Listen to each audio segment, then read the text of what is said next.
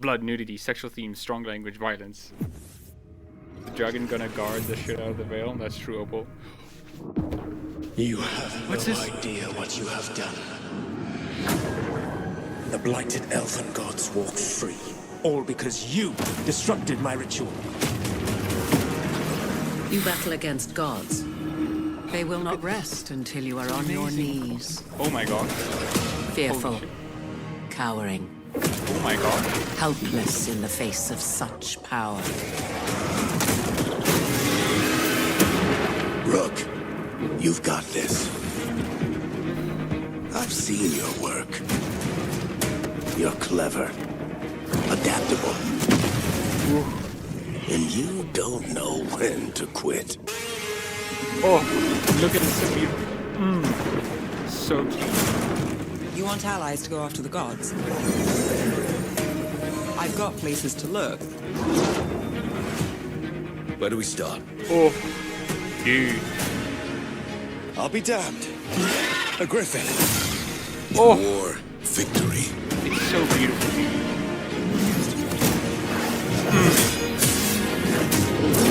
I'm ready. I've never seen this before. There's something kind of exciting about Yeah, it does look more like Inquisition now, you know? Maybe it was the light in the other trailer. Oh! Oh, and you can see the Lyri mirror veins. Look at it.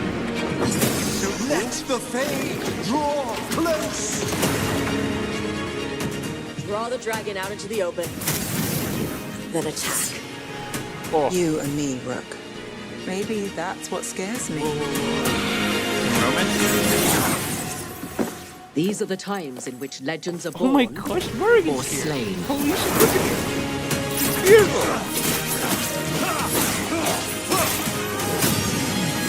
my god. Become a lead. Our gods are back. Our gods. How do we stand against that? I believe in all of us. So let's get it done. Oh. Oh. Looks beautiful, dude. I'm curious. Oh my god. Oh my god. That looks amazing.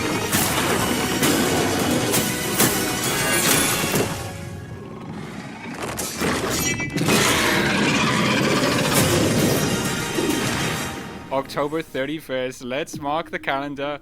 Oh, pre-order now. Okay, cool. Oh, Blood Dragon. Oh, no, that looks sick, dude. Oh my gosh, that was an amazing trailer, dude. Like, oh my gosh. That was amazing. Okay, so I think that's the trailer done. Nothing else. Nothing new. Let's refresh just to quickly check that. Like, I'm not sure. I love that trailer so much, dude. What do you guys think?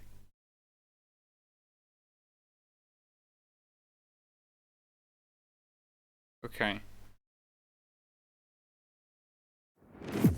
Is my thing working off? You have no idea. Oh man, that was a beautiful trailer, dude. Okay, it is working. Okay, cool. Okay, so then let's just like quickly go through it just to get some like tidbits and everything. Okay, first thing we see. So this is obviously. I'm so excited for this. That's my son's 18th birthday. Hey, congratulations, Drew. You know, that's a pretty cool thing. You know, a great present as well. You know, not gonna lie, low-key gives me modern RE vibes, and I'm into it. No, I mean, yeah, I can kind of see like Resident Evil vibes as well. So let's get into it. So the first bit we can obviously see is the aftermath of Rook's actions. And man, dude. Look at her, dude.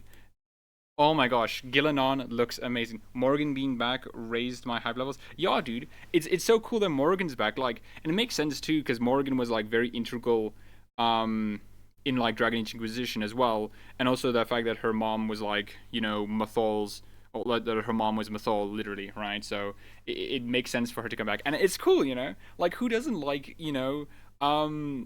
Morgan being back, or like other characters? I'm looking forward to see if like Dorian's back or any other ones.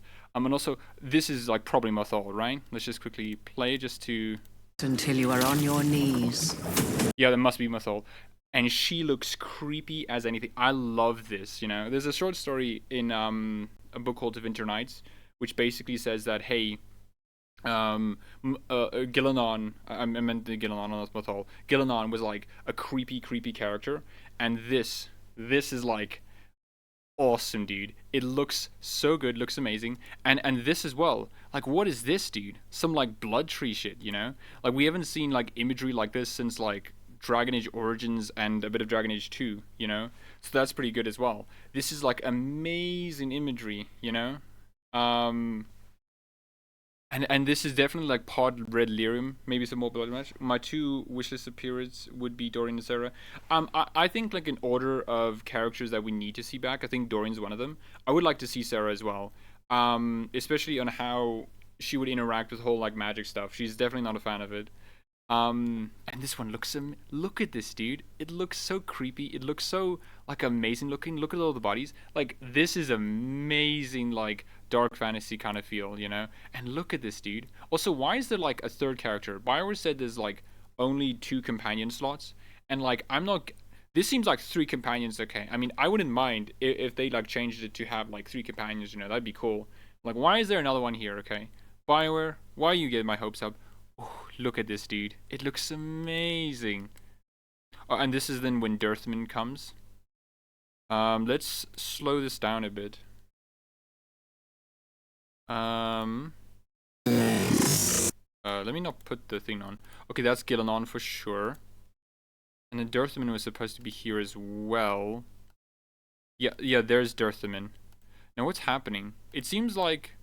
Okay, it seems like they're not like antagonists towards each other, which is interesting. Because I assume they may be antagonistic. Beloved Zombie says, I'm beyond hyper now. Oh my goodness. Yeah, dude. Oh my goodness. This looks amazing, you know? So it doesn't seem like they're antagonists in this one. Opal says, what major themes do you think the game will focus on? I know it might have been early to tell from just Showdown. Oh, I mean, from what I know of Dragon Age, at least of like Solus and stuff, it's definitely going to be involving like power and how power is used to like harm other people, you know?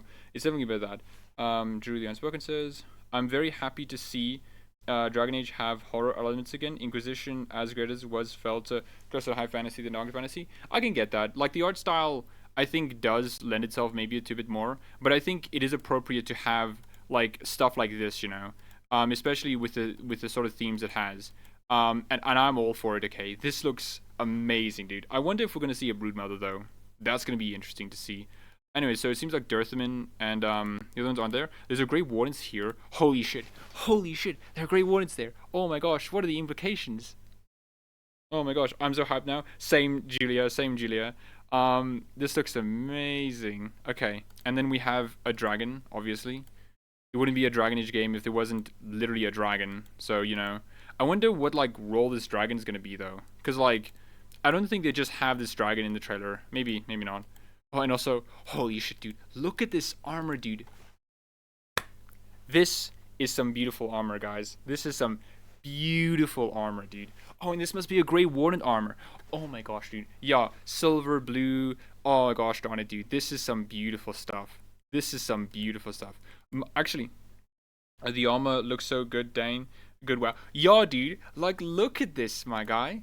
Oh my gosh, I don't mind the rogue purple one that they showed, but I love the Grey Warden's aesthetic. Okay, silver and blue is just like a beyond good aesthetic, you know. Oh gosh darn it, dude. Look at this. Okay, one thing I do want to know is, could we like helmets, right? Dragon Age has had a history of terrible helmet designs, just beyond terrible. Okay, let me check here. Dragon Age Origins helmets. There's some good helmets in Dragon Age Origins. There's some great helmets in Dragon Age Origins, in all the Dragon Age games, but some of them not great, doesn't look good. So let's go through them just quickly, because I hope to see some really good helmets in Veilguard. This one, like, look at this. Doesn't look good. I wonder if the dragon is one of the dark gods. Maybe, but it doesn't look like one. Let's because all the okay. Obviously, I don't assume that all the archdemons will look the same, but I imagine they will have the same, how do you say, like through line, right? So here's like Uthemriel, right? The archdemon, or the old god of beauty, right? And I don't think that this dragon and this dragon look very similar. There's not enough like corruption and whatnot. I always toggle helmets off. No, I mean I get it, Drew. I like to have them on because I like the idea of my character can't just be like head chopped off. The only reason I don't have helmets often is because helmets look bad, as you can see in Dragon Age Origins. The only good ones are the like ponytail one, the dwarven one, and this one.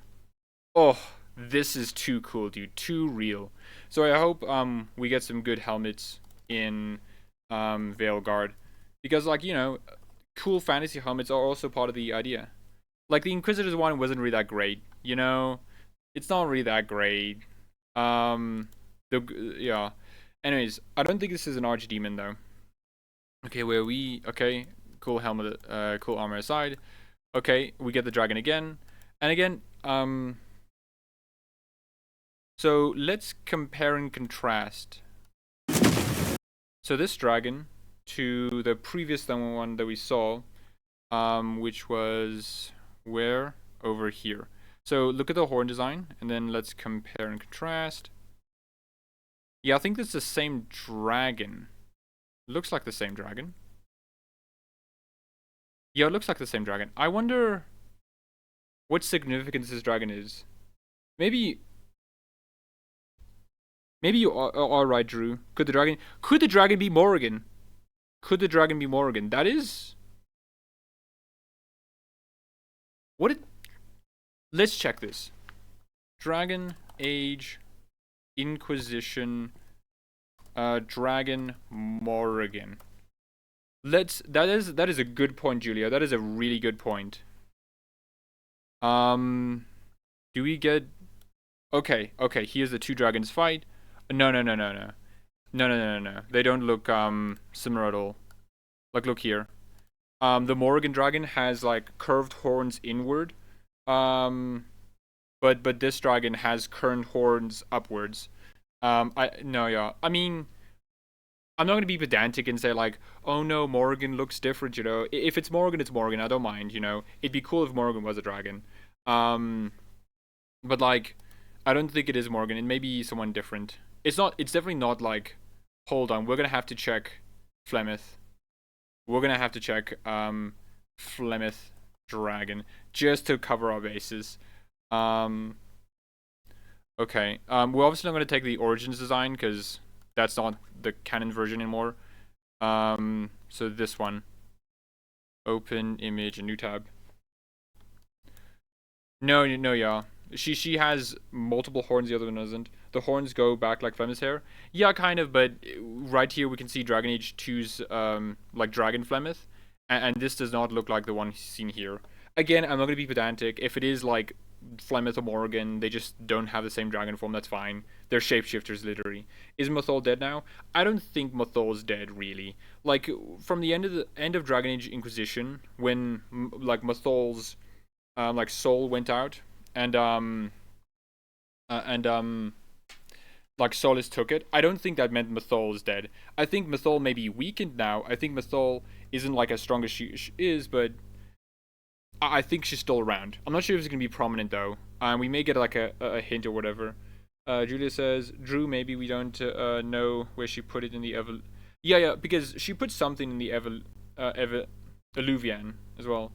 I have no idea how to say your name. Olivier Vagruski. Mythol probably lives inside Solus or something. Yeah, I think maybe a part of Mythol lives inside. Like how in Dragon Age 2, if like Flemeth was killed, right? In Dragon Age Origins, and you go up to the mountain, she's like, hey, I have a contingency, right? Like, I was able to take part of my spirit and put it somewhere else, you know? Maybe the dragon is Solus. Maybe the dragon is Solus, but like, then that would confirm that Solus's like obliteration into like a fake ghost isn't as permanent. I don't think that's the case, because especially later on we see a giant wolf just appear. Also, let's appreciate, look at this. Minrathos, City of the Mages. Beautiful, dude. This is beautiful. Oh, I hope we get to see Minrathos in the day. Minrathos in the day would be amazing, dude. Because I think like the night and stuff and whatnot is great, but in the day it would be amazing, dude. And then let's hear quickly the dialogue. I mean, I'll keep captions open. You want just allies to go after the gods? Yeah. Oh, look at this, dude. So this is obviously where the lighthouse is then. I've got places to look. And this is probably after. Yeah, this is after I think the initial mission. I think, because then this looks very similar to where we pop out. Seems like we're gonna start a search there, which is interesting. Or maybe not. I'm not sure. Oh, and here's Davrin. Dude, I'll be damned. look at him. He is a beautiful boy. A beautiful boy. I love him so much. Okay, so then beautiful boy aside, and also beautiful griffin. A griffin. Oh, child. I wonder what relation. I don't. In war, victory. Oh no, doesn't no. Looks pretty good. Baby griffin indeed. Look at him. He just killed someone. Okay, he's a precious boy. Okay, he can do what he wants. Okay, he can have all the snackies he can have. Look at him. He's a beautiful boy. Oh gosh darn it, dude. And then underwater. That's underwater. Look at that. Look at the. Yeah, so cute. I'm so happy to see Varric survive the opening mission. Yeah, dude. Like, I've learned to like accept that like Solus is like, you know, alive. Or like Solus like dies in the opening, but like he's still with us throughout. But I couldn't handle if Varric just dies. That would have been just too much, you know. Oliver says, who gives a single fuck about Davrin the Griffin is the selling point. I want it. If they don't give you an option to hug him, this game is instantly the worst game. True, dude. True. He snack on a Darkspawn. Yeah, I think this may be a Mabari. So in the Dragon Age book, The Calling, right? There's a dog called Hafter, right? And Hafter is also part Grey Warden. So I think like it's fine for him to have a little Darkspawn snacky because, you know, he's part Warden. At least that's how I think. Because it'd be terrible if during the game he just like eats a Darkspawn and then just gets sick and dies. That would be awful, you know. Anyways, this is underwater, right? Like this part of the section is underwater. I wonder how that's gonna work. Oh, and then we have Lucans with some like beautiful magic here. Look at him. I'm ready. He is ready. Ready for the millions of fans just to romance him. Okay, this looks good. Look at him, dude. He looks amazing. I've never seen this before. There's something kind of exciting about it. Okay. So Briella, I think his name is. Like, this is interesting. We don't know too much about the Veil Jumpers, like other than like they go into the Veil and like explore ruins and stuff, you know. Because like later on she says like our gods are back, and I wonder like what a specific relationship is, like with them or like with the elves, if she's Dalish or not. That'd be interesting. This artifact looks interesting. I'm not sure what this is about though. Something just like see in game. Oh, dude. Oh, and let's just look at some of the Darkspawn design here.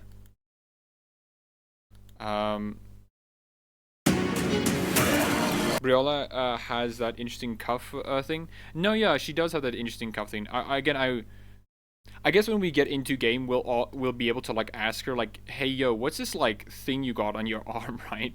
Like, what does it mean, you know? Oh, and Harding's sudden magic? Yeah. So let's quickly focus on, like, Harding's magic thing. Because this should be interesting. Also, the Darkspawn.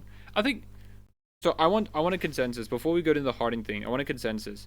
What do you guys think of, like, the Darkspawn design here? I think these are ghouls.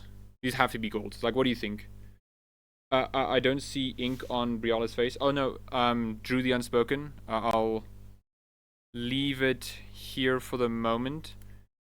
I'll go full screen as well. You can see Briala has like some ink on her forehead. Oliver says Harding using magic is probably gonna have something related to the stuff in Descent DLC. No, yeah, definitely. Okay, so let's quickly just look at.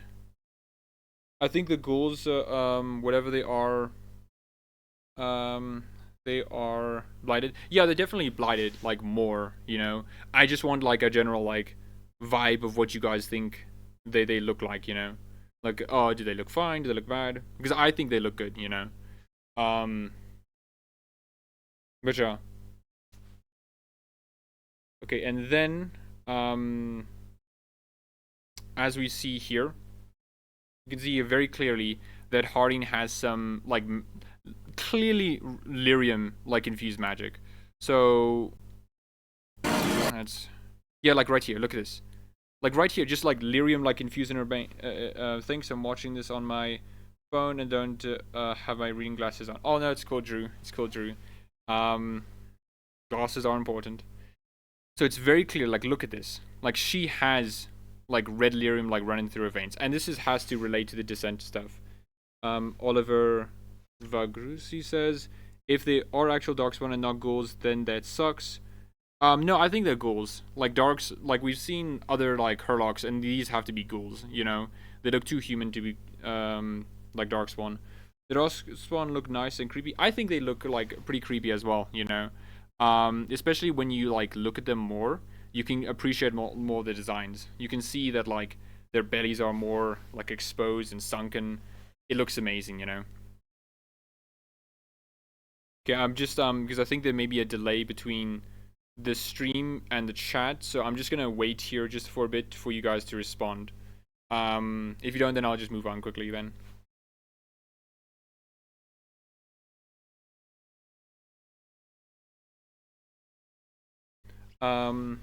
Wait, maybe we will meet that dwarf scout from Descent DLC, which could explain that magic dwarf bullshit. Same with Titan and it's just Oliver. Is it just Oliver? Okay, thank you. Sorry, I'm not sure because you have like weird characters.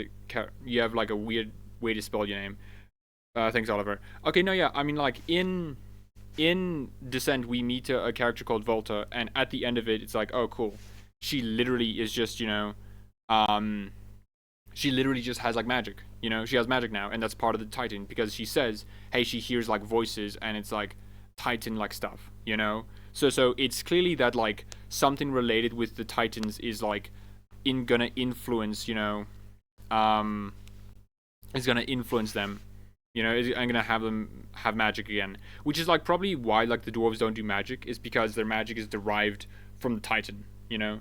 Beloved Zombie says, I'm still undecided about the Darkspawn so far, but I'm curious about Harding and her magic. Yeah. Yeah. And, I mean, I think they look fine. I think the Ogre, we'll look at the Ogre when he comes here and, like, chat about that then. Imagine we will use a Titan against the Evanurus. Lamau, that would be awesome. Dude, that would be cool, you know? Especially because, like, a Titan was killed by one of the Elven Gods, you know? It could be some, like, revenge kind of stuff, you know? Or maybe that's a... Yeah, I'm thinking of it. That would be a cool point, you know? Especially because, like, we see... like more lyrium stuff in this trailer. It could be the fact that, hey, we're gonna be fighting the Titan, you know, not fighting, we're gonna be like helping the Titan or getting the Titan's assistance to then kill like the Elven Gods, right? Like that would be cool. Justice for Titans, dude. Okay, the dwarves need lore. Okay, I know this is probably like me like hoping for too much, but I hope we get to see Kal Sharok.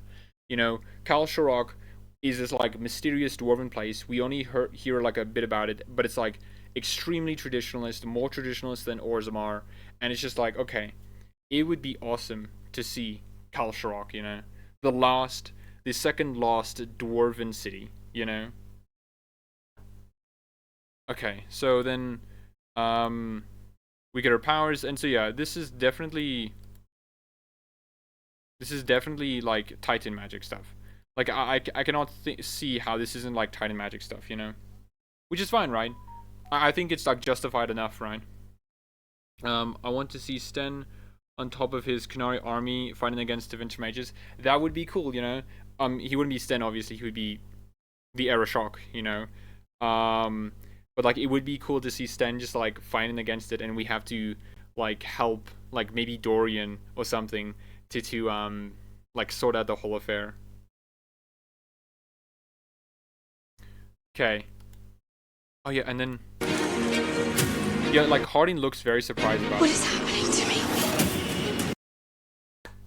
Dude, we are here. We are here at the Mortalitarsi cult, okay? I definitely hope we can see Sten again. That would be amazing. That would be amazing. I know, but let's be real. Sten, he's Sten in our hearts. Imagine Zevran and Sten meeting again. He's in our hearts, okay? He will always be Sten, okay? I love to imagine that our Warden, like the hero for Elden, meets Sten and then like calls him Sten, right? Even though he's like the Airshock, and then like he still responds to Sten. That would be cool, you know. Okay, so let's move on to this, which is look at this dude. Oh my gosh, dude. He'll always be Sten to me, Julia. Yeah, he'll always be Sten to me as well, Julia. Look at this, like, look at this. Oh my gosh, dude. I love this design. This is like such amazing like art, dude. The and like there's a lot of them, right? You can see like in the distance they fade, but like there's so many of these like giant like husk statues, you know. The Grand Necropolis, it looks amazing, you know. Oh, and then we get our favorite British man. Okay. Let the fade draw close. Okay, that's interesting. So yeah, no, the Mortalitasi cult must have like a way to what is it? Be able to like close the fade and stuff because they open it up so often, you know. So they must have like some techniques on that. And also, I love the giant skeleton here. Like, look at him. Look at him. We probably gonna have some business with the Pentasgast in Navarra. Ask where the necropolis is located, so maybe Cassandra will help us there. Cause you know, we are the Inquisition's agents. Drew the Unspoken says, this feels like it's gonna be a big conclusion to Dragon Age. They've got everything in this. Yeah, they basically got like most of the north. We're going to Navarra. We're going to Navarra, Raveni, Anderfels, and what was the other one? Tevinter. Yeah. It's basically all the north. We're not going to like Parvalon, I think. We're not gonna go to like Kirk, like the free marches again. Oh, Antiva. Yeah, Antiva as well. We're going to Antiva as well. Yeah, that's true. Yeah, like basically all of the north. Yeah. Oh yeah, and like we most likely are gonna have to go to Navarra to like get some help with like fate stuff. But I would also like to see like if there would be a mention of Cassandra, right? Like we meet at Pentecost, you know, and they say like, you know, I'm surprised my second cousin twice removed, Cassandra Pentecost is, you know, the divine / right hand of the divine / romance interest of the Inquisitor. That'd be cool. Parvalon deserves a standalone game. Parvalon does deserve a standalone game. Like I think Parvalon is like such a I think Parvalon would deserve a standalone game. It would have to be. I think Parvalon would have to have a game that's more. How do you say?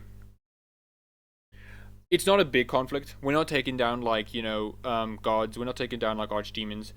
Parvalon, I think, should like as the game plot around it should be about like exploring the Canary, the Kuhn society and all of that, and the contrast between it. You know, I think Parvalon would have to be a bit of a different game from what all the Dragon Age games were, you know. Maybe more similar to like Dragon Age 2 in the sense of we're just like there chilling, you know.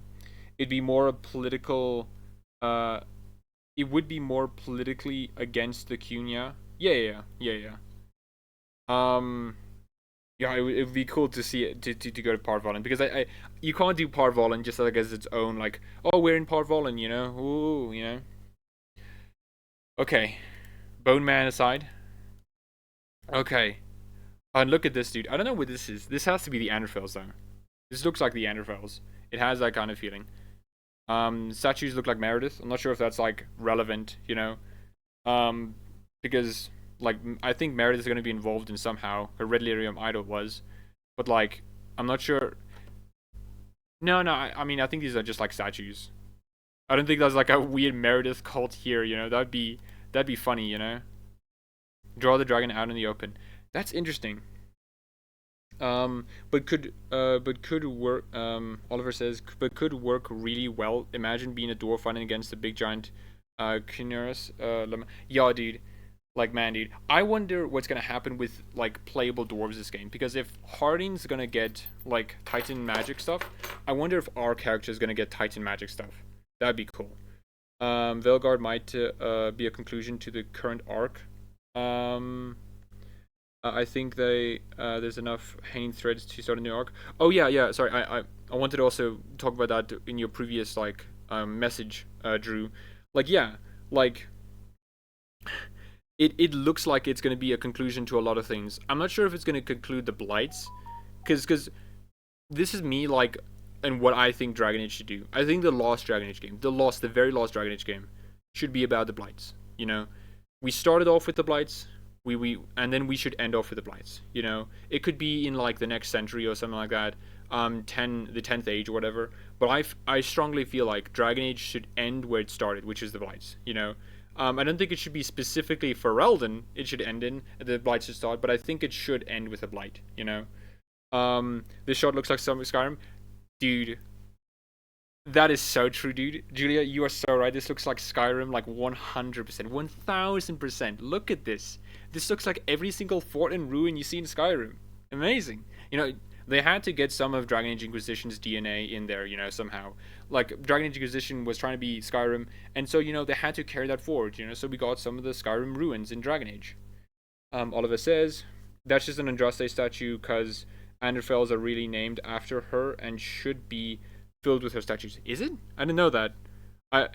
I'm reading through the codex entries all through it and whatnot, and I haven't gotten that part. That's cool though. Anderfels, Andraste Fells. That's interesting. Okay. Now, what does it say here? Draw the dragon out into the open. And why does the dragon need to be drawn out in the open? Yeah, and it's the same dragon again. It's the same dragon again. This has to be like some relevance, some like importance, you know.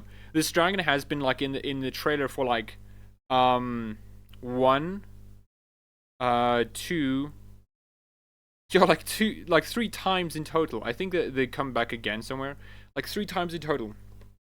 This dragon is like more than just like, okay, so we're Dragon Age, right? So we have to have a dragon, you know.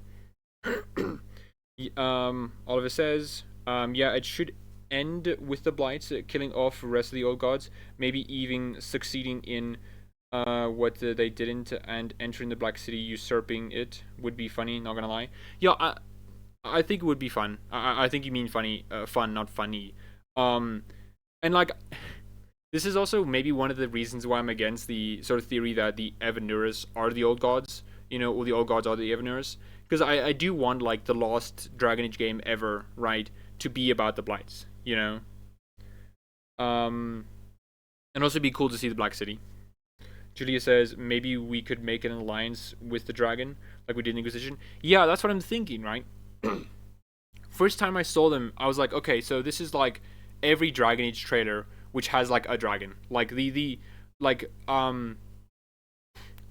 Age Origins has a Dragon Age Origins has a dragon in like its first like CGI trailer, right? Just right there.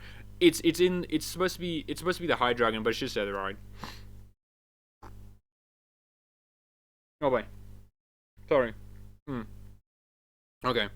Like Dragon Age Origins has like a trailer, so I assume this dragon was just taking the position of we have a dragon in the Dragon Age trailer, you know? But it does seem like it's significant. Yeah. Oliver says there ain't no way the Evanurus are the old gods. They are totally different beings. Ain't believe in that theory. I mean, I think there's a lot of weight to that theory, to that the Evanurus are the old gods, right? Because you could align them to each of their aspects, you know.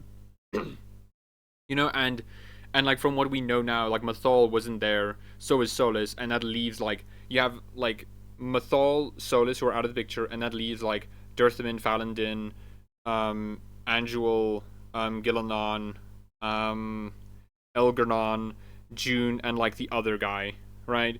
So there's like seven ones in total, you know.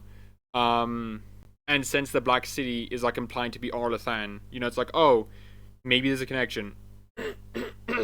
I hope not. I hope it's like I've been talking for a while. I'm hoping that like we see, you know, like it was just like a coincidence, you know. It was like so many things in Dragon Age. There were just many connections and many plot points and through lines, but like it just wasn't it. Oliver says, but thing is, the Evanurs are locked in the Veil and never heard from the Evanurs were locked up underground. Yeah, but like, and that's another like hole in the theory that I think you could maybe explain away, but there wouldn't be like a lot of concrete evidence, you know. I think there's some merit to the theory, but like as you said, there are also some other things. I'm also hoping they solve the mystery of Sandal. So hot take maybe. I'm not sure. You guys are gonna have to tell me this is a hot take.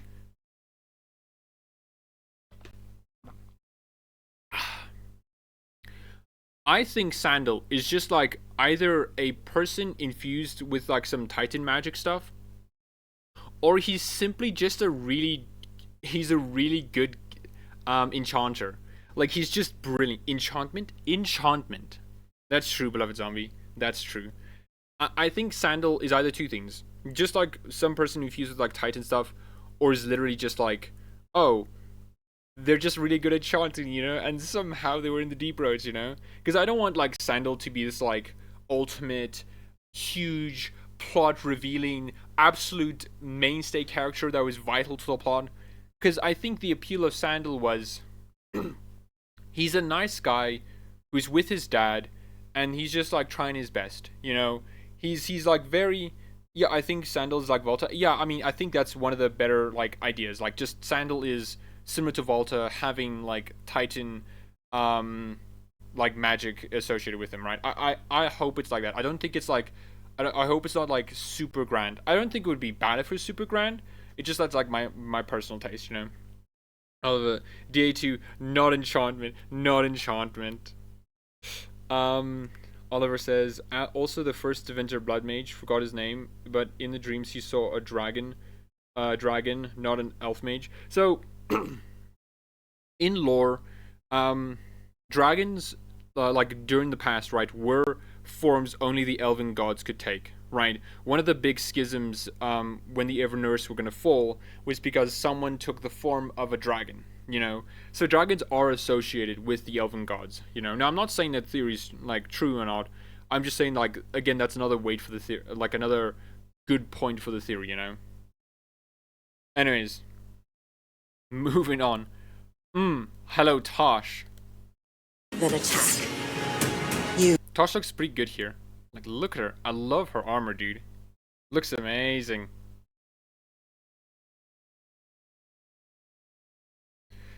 Okay. Just making sure I'm seeing chat. Okay.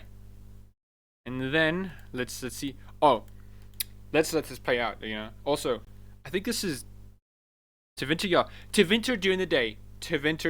It looks amazing. Look at this. I love it. It looks amazing. Look at these like wizard towers just like stacking upon each other. This looks amazing, dude. Looks amazing. Okay. You and me, Rook. Maybe that's what scares me. You and me, Rook. Maybe that's what scares me. What are you scared about, Nev? Rook seems like a charming fella. How do you not like this like mug of a man? Man, dude, look at this. This looks amazing. Oh, and let's just play out. Okay, this is when Morrigan comes in. Okay. Maybe that's what scares me. These are the times in which legends are born or slain. Dude, look at her.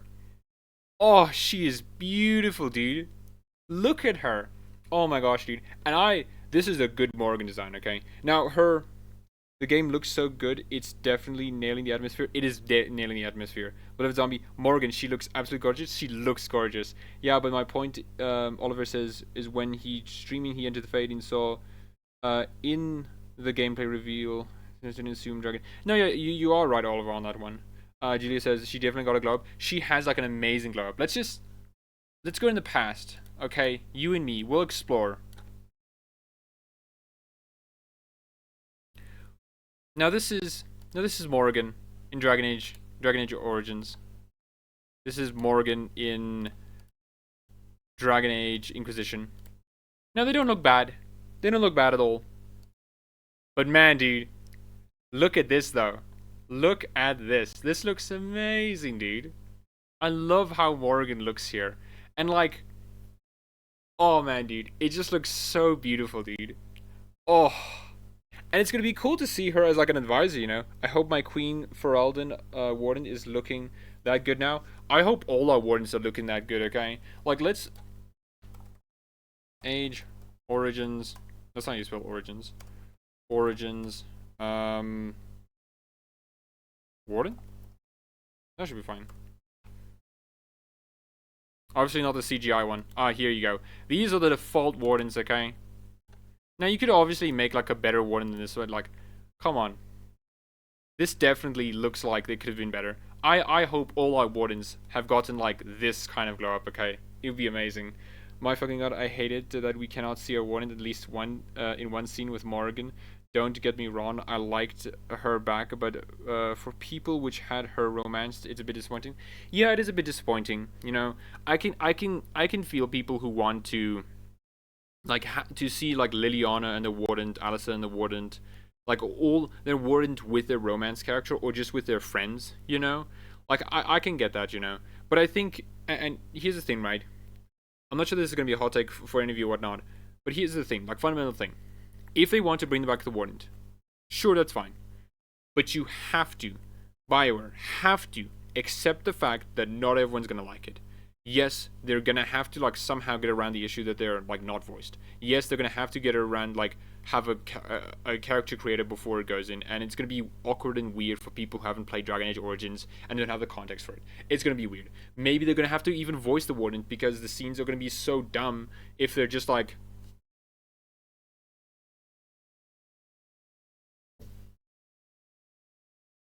Like, maybe they're going to have to do that. But BioWare is going to have to do that, right? And a lot of people are going to have to just accept that, you know? All I ask is for one scene, keep it lore friendly, and if he's like she are dead, you just don't have the scene that fucking easy. I don't want my Warden back because I think BioWare will send her off to her calling, and I want her to find a cure. I mean, okay, I think, like, I don't think BioWare's gonna kill the Grey Warden. I don't the hero for Ellen. I don't think they're gonna kill them. I think what they are going to do, they might kill the Orlesian Warden, okay, they might do that. What I think BioWare is going to do is they're going to, like, have the hero for Elden, like, just live on, right? When Dragon Age ends or whatnot, they're going to have, like, an epilogue scene where it says, your Warden is with your romance interest, or, like, by themselves on a farm with their good boy dog, you know, and the dog's, like, immortal now, so they don't die. Something like that, right? And it's like, okay, they're happy. They found the cure. They're living their best life. Okay, they're just like sitting at home or whatnot, and that's it. You know, maybe the Warden was struck mute, and the Warden's been communicating telepathically to everyone. That'd be funny, you know. Oh, on 100%, he/she will find the cure, especially if you have a Blood Mage Warden on your side. I mean, yeah, right. But I think they'll find a cure regardless. You know. But yeah, also new like Dragon Age arc is probably gonna explore the west of Thedas, you know, because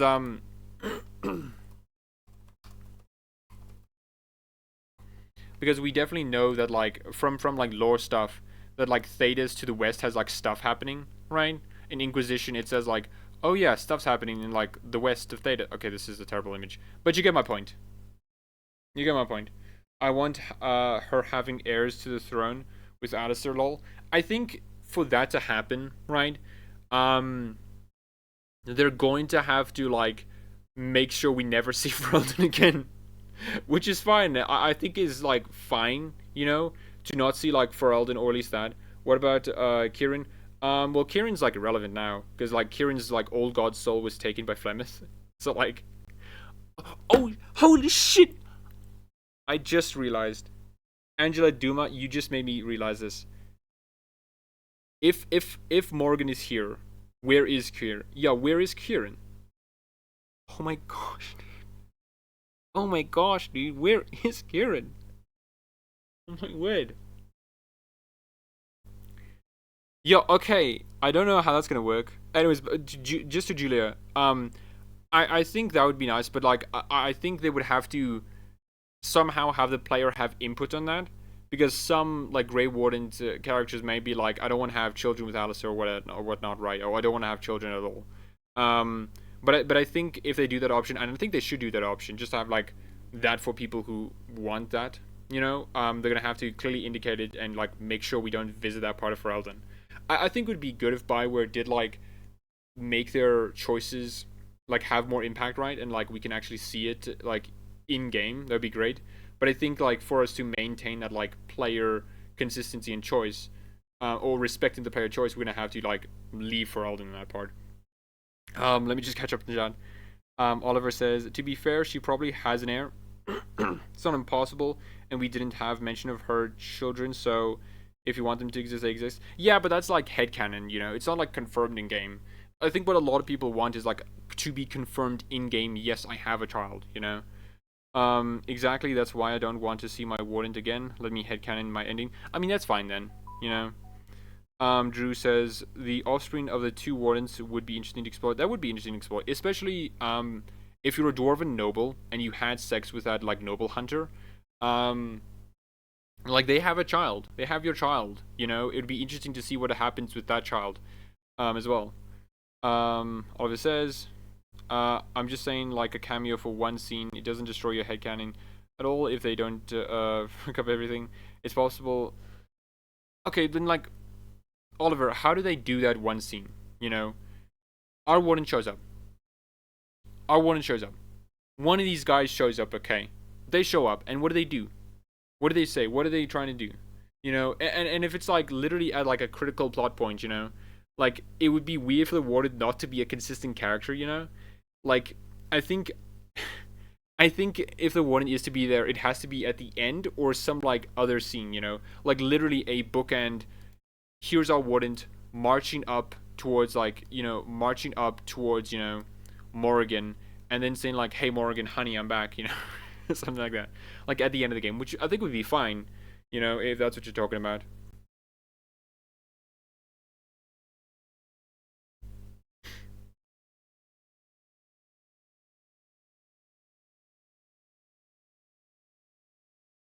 But yeah.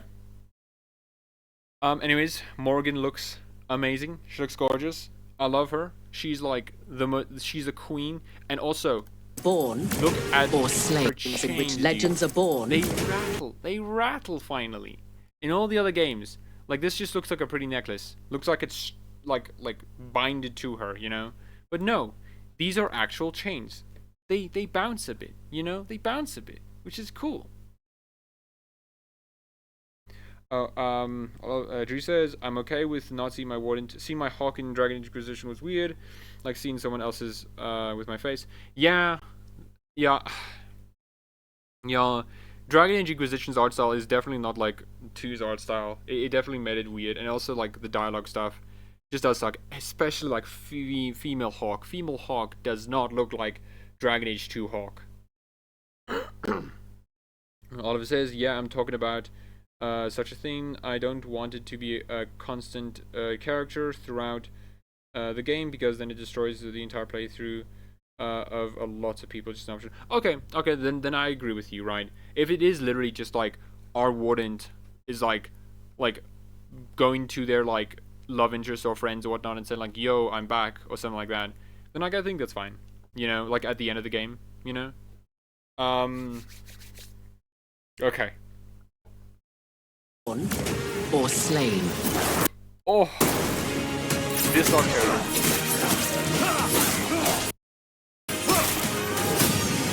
Now what is this, dude? And this is also Lucan's. Wait, is this Lucan's grandmother? No, she's too young for that. She also doesn't have like this sort of design of a of a like crow. Maybe she does. I'm not sure. I have to think about that. Become a leader. Our gods are... Oh, also, Manfred, our boy. Look at him in his beautiful glasses, his little backpacks, okay? He looks amazing. Too young, this is Dragon Age, they probably got some magic for that. I mean, probably, you know, but would a crow do that, because we've seen like Master Crows as well, and they looked old. You know, if they were to Winter, then like yeah, they looked young. But I was wondering if it was like Lucance's like mom, or no, grandmother. Manfred's backpack. Yo, Manfred's backpack. Look at him. He's such a good boy. Look at him. Oh gosh darn it, dude. I want to know the story behind it. I want to ask like Emmerich. So why do you have like a skeleton servant? Okay, isn't that a bit weird, my man? I can't wait to meet him as well. Manfred fucking Kennedy. Manfred fucking Kennedy. Yeah. MFK. MFK. And then we get whatever this thing is. Our God. Okay, so clearly this is a bad thing, because like it looks like he has stones in his chest cavity. Does he? Hold on, Manfred, my man. Let's give you a look-see. Oh my gosh. What? Yo, is that stones? Emmerich, what did you do? Is he just like putting stones in his chest or something? That'd be funny, you know? He just like finds an interesting rock and just like, oh, you have no space, and just like shoves it in his rib cage. Oh yeah, and then with his collar neck, right? Since he doesn't have like an actual like anything like stopping it, he can just like dump it in there like he's playing basketball or something. Man, he has to prop him up. Yeah, it has to prop him up. Yeah, man. Now I wonder what this is. Yeah, I guess we're just gonna have to play the game to see what this guy's deal is. He looks cool though. I love his design. You know, he looks amazing. If they didn't give Manfred one-liners so they can fuck themselves. Manfred walking up, you know, I'm shivering to the bone to meet you. And you know, and he takes off his skull, you know, saying like, it seems like I've lost my head. Man, dude, that'd be funny, you know.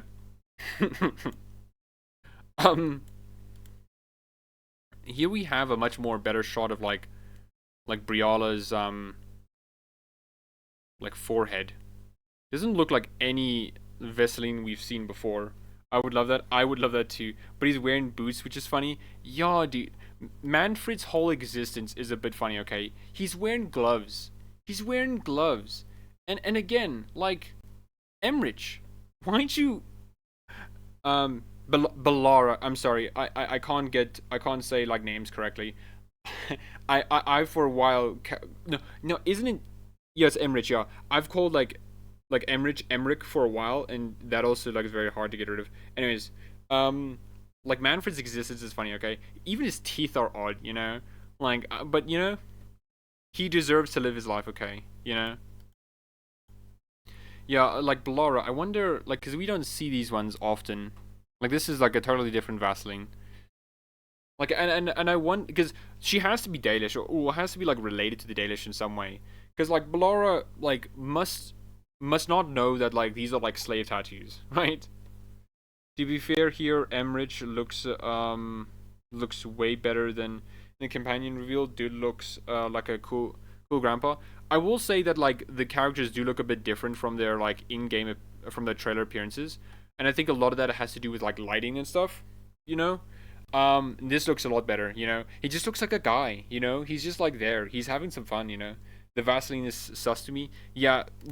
I wonder what this means. But like Balara, like her lines here. Gods are back. Our gods.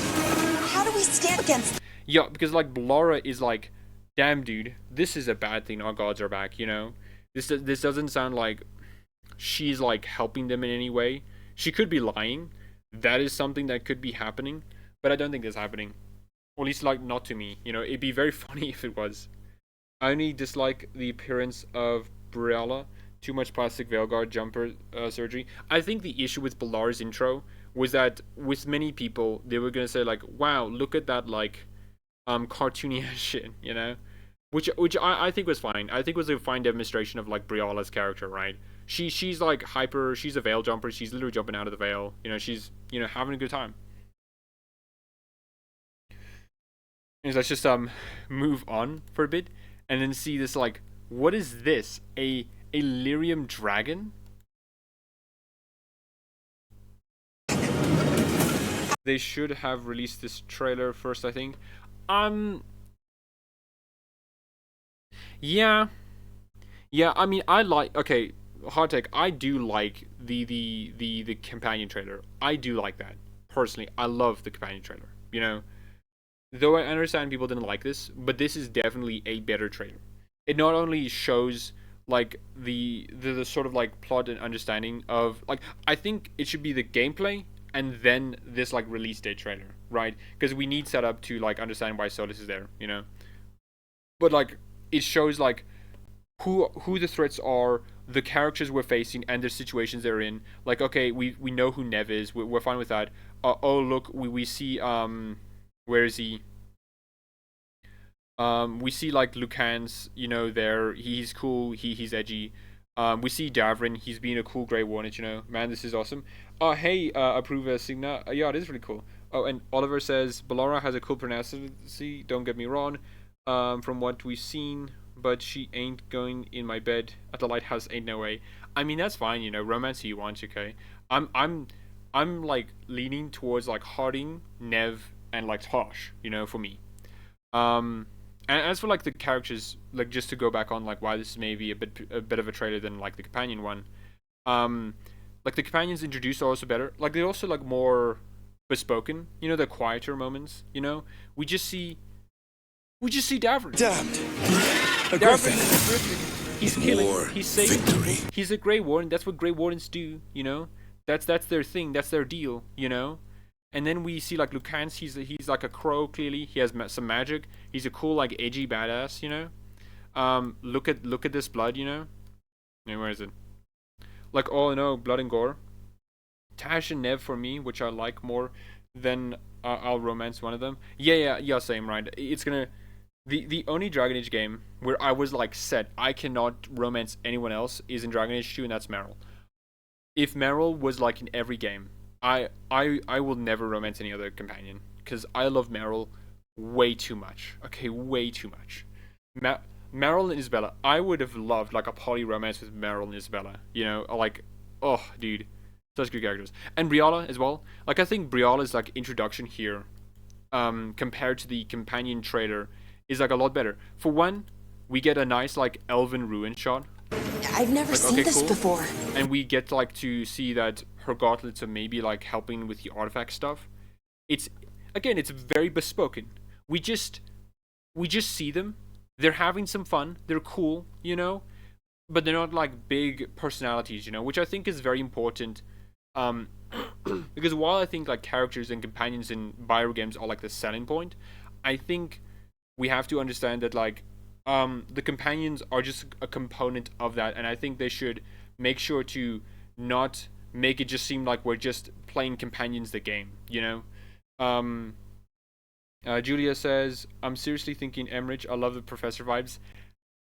This is maybe if Emmerich was a woman, then I would have gotten it, but as a dude, I'm not seeing it, you know? But hey, you know, good on you.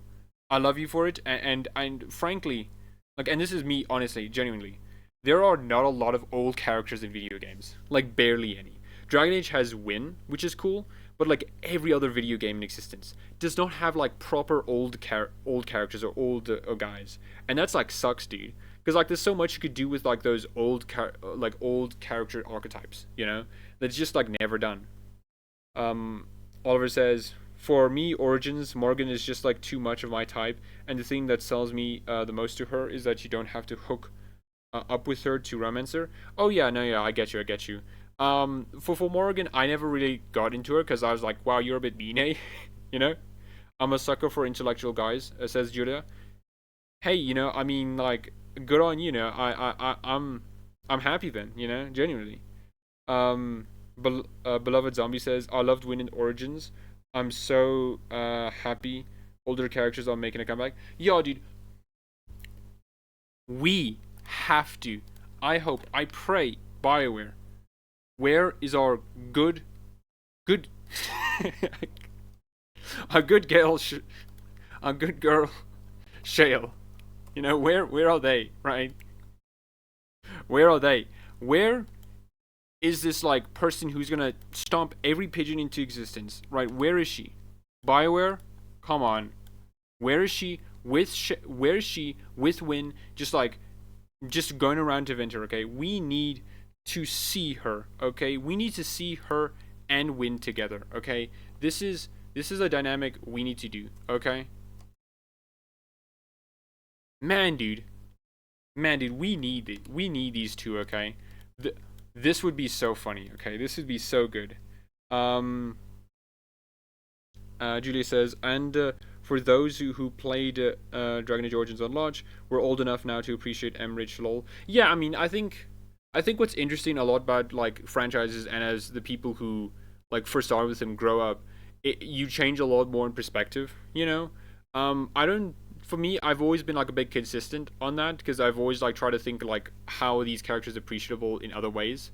But like that is true, you know, like older audiences will now get like an older character more than like if they were younger. Because I've seen people who've disliked Win for like no reason other than she's like an old lady who's been a bit like finger wagging, you know?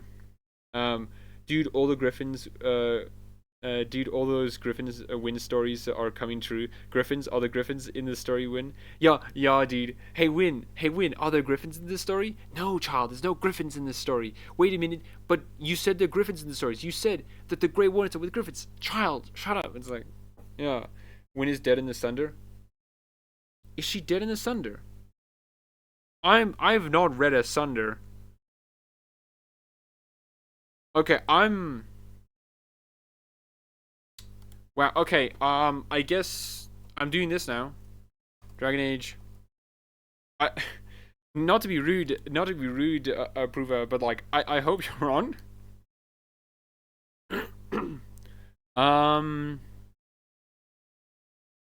Because like, you know, I'm already been spoiled, you know.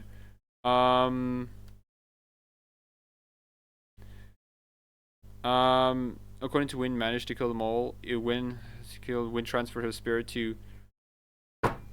Damn it, dude! Man, what do you mean she's dead?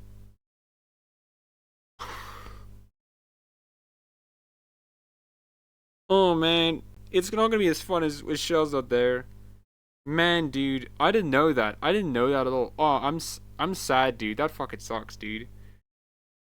Oh my gosh. Oliver says, to be fair, I played Origins when I was 14 and I still loved Win. She was a bit conservative for my liking, and that's normal for old people talking. She's still a cool grand. No, yeah, I mean, Win is like very cool. I've always liked Win. Yeah, Julia and Beloved Zombie, like, yeah, that's so sad, dude. That sucks, dude. To be fair, killing her off not in a game is kind of lame. Yeah, it is kind of lame, you know? It kind of sucks that, like, they just killed her in a book, you know. It's the same feeling with like in Halo. There's a book, I can't remember the book's name, but in Halo they kill off a player character called the Rookie, and that sucked in that one as well. Man, that sucks. I'm gonna cry when this happens. Eventually when I read Asunder, I'm gonna bloody cry, because I'm like, no, when you were supposed to go with Shale to be with her when she is a fleshy meatbag, you know, once again. Anyways, we got off topic, okay? We need to go back, okay? We need to go back and examine this thing.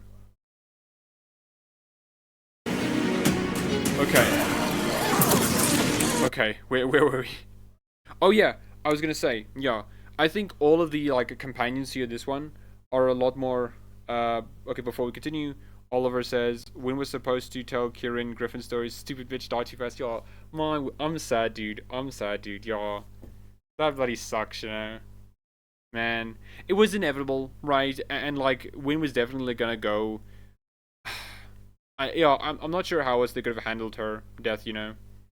Oh, that sucks, dude. I hope they retcon it. Anyways, and as I was saying, like, I think this trailer is better than the Companions trailer in the regards that, like, it not only introduced the plot more, the characters more, the conflict more, the setting, everything a lot better, like, and also the companions, right? We just get like tidbits, and we understand, like, here is Harding, She has like clearly lyrium running through her veins. It's clearly something like, oh yeah, it's Titan magic. It's Titan magic, you know? The only people who would say like that isn't Titan magic are people who haven't played Dragon Age Inquisition and therefore Descent, you know? Wynn was only in her late 40s in Origins. They made her... Okay, I think I remember this fact, but I keep forgetting it. I think Wynn was in her 40s. They just made her look old for some reason. What was her age?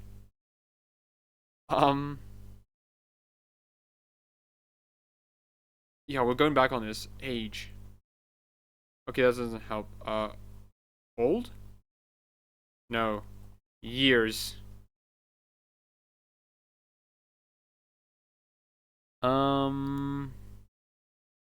Doesn't say her exact age. Oh wait, no. Around the gave her around the age of 21 years old.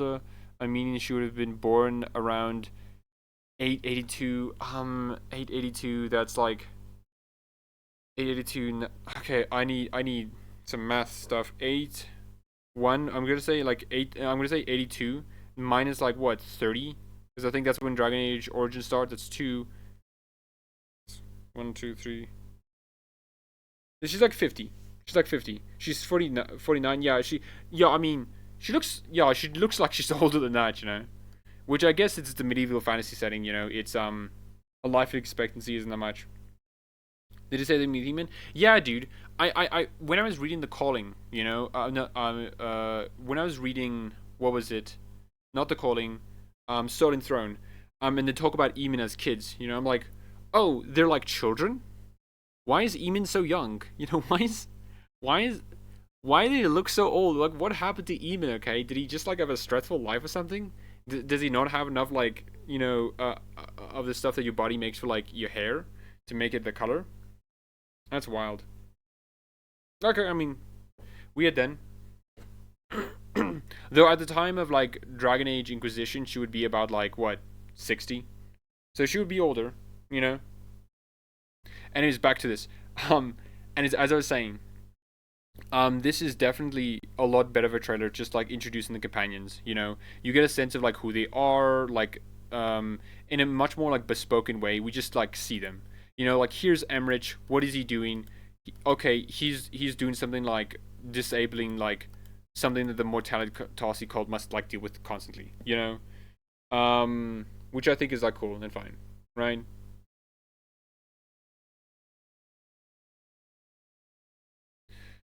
Sure. And then here, and also like and Tosh is just like here and then gone, you know, which I think is fine, you know, because like I don't think Tosh is gonna be that complicated of a character, because like all we've seen, we know she's a Lord of Fortunes character, and we know she fights. She's gonna be in the very like similar realm of just like all fighting companions who are just like very simple, you know, like, oh, we have like Sebastian. He's a prince. He's a dude, you know, but like he may be a prince, but like he's just a dude, you know. I feel like the same is gonna happen with Tosh, which I don't think is a bad thing, you know. I sometimes think it is just fine to just have a character who's just like a character and they're just themselves, you know. I don't think that all the characters have to be like very super special, you know. My favorite companions in Dragon Age are just like characters we get along the way, you know. So yeah. Morgan again, beautiful as she is. Sebastian is the most boring dude ever. Give me a party animal like Tosh. Nah, dude. Okay. Hot take. I like Sebastian, right? I think Dragon Age 2 is better with Sebastian than not with Sebastian, right? We get a better idea on the free marches. We what is it? We get a better idea on what the free marches are and how they like intertwine with each other. We get a more depth on like the chantry as well. Hot take, I forgot he exists. I'm not moving on. I think Sebastian like gives a lot of insight into the chantry, and also his banter with the other characters are very interesting. His banter with Fenris when he says like, "Hey, I saw you at the chantry earlier," you know, and he's like, "No, I was just delivering something," you know, Fenris like saying. And it's just like, oh, this is interesting, right? Like Fenris clearly like has some like deep relationship, or like has thought a lot about the Chantry and the Maker, especially when he says to Sebastian clearly like, hey, was it the Maker's plan to have me suffer, forget my memories, and like be a slave, you know? And then like Sebastian like says, hey, maybe it was the plan, but like you're here now, and what are you doing? You're doing some good, you know? Like, I think that's an important thing to have with Sebastian existing, you know? He makes the Chantry feel a lot more real. Liliana was more of the spiritual side of this Chantry, the more like the aspect of the Chantry, of this benevolent force, but Sebastian he has clearly read all of the chant back and forth 50 times over, you know? And I think it's important. I never got the Sebastian DLC. I think you should, Drew. I think you should. If nothing else, just to then see him and experience him and just like make your own opinion about him. Because I do like Sebastian. He's not my favorite character, but I think he adds a lot. Anyways, enough of this Sebastian defense, okay? Let's continue onward. Wait, before we go, Oliver says, I want to talk with the Maker in Veilguard, like the literal fade is crashing down, or at least some explanation if he actually exists, or the Andraste just had a vision and mistaken him for an Everners. So, oh, sorry. So apparently BioWare has said that they will never answer the question if the Maker is real or not. Now, again, things could change, you know, like, they could just literally be like, hey, dude, that ain't the case anymore, you know, Solus is, not Solus, the Maker, like, is real, and we're changing it, we're going to confirm if he exists or not. I do think that would be, like, an interesting thing, though. Like, hey, we're talking to the Maker, and we like get a perspective on the Maker, because what Solus says about the Maker is like very interesting, you know. When Solus says like, "Hey, the Maker doesn't need to prove his power," it's like some powerful stuff, you know. Like he clearly respects like the idea of a god who just doesn't want to like prove his own power and his own worth, and he'll let people just do their own thing, even if it does harm them, you know. And I think that's interesting. I think it would be, if the Maker is real, I think it would be an interesting conversation, you know. Like, yeah, right? Anyways. I think Solus is the Maker. I hope Solus is in the Maker. I think that'd be weird, you know? Personally, I would think that would be a bit weird. I mean, it's possible. There's not a lot of, like, evidence against it. But I don't think there's a lot of evidence for it. Anyways. Continuing onward. We get become a leader. We get this, and now finally we can talk about this like dragon. Wait, before we go, Oliver says it would make more sense for Solus being Dragon Age Jesus than the Maker himself. Yeah, right. It'd make more sense if Solus was in that role, because he does seem like that kind of role. Solus, like, from what we know about him, is like, hey, he wasn't a god before. He then like rose up to the occasion and like was fighting against the Everners, right? He wasn't like a god from the beginning, you know, or at least that's what like it implies, you know. Maybe he was one of those great generals that he spoke about, and he was like hesitant against the Everners or something like that, but I'm not sure.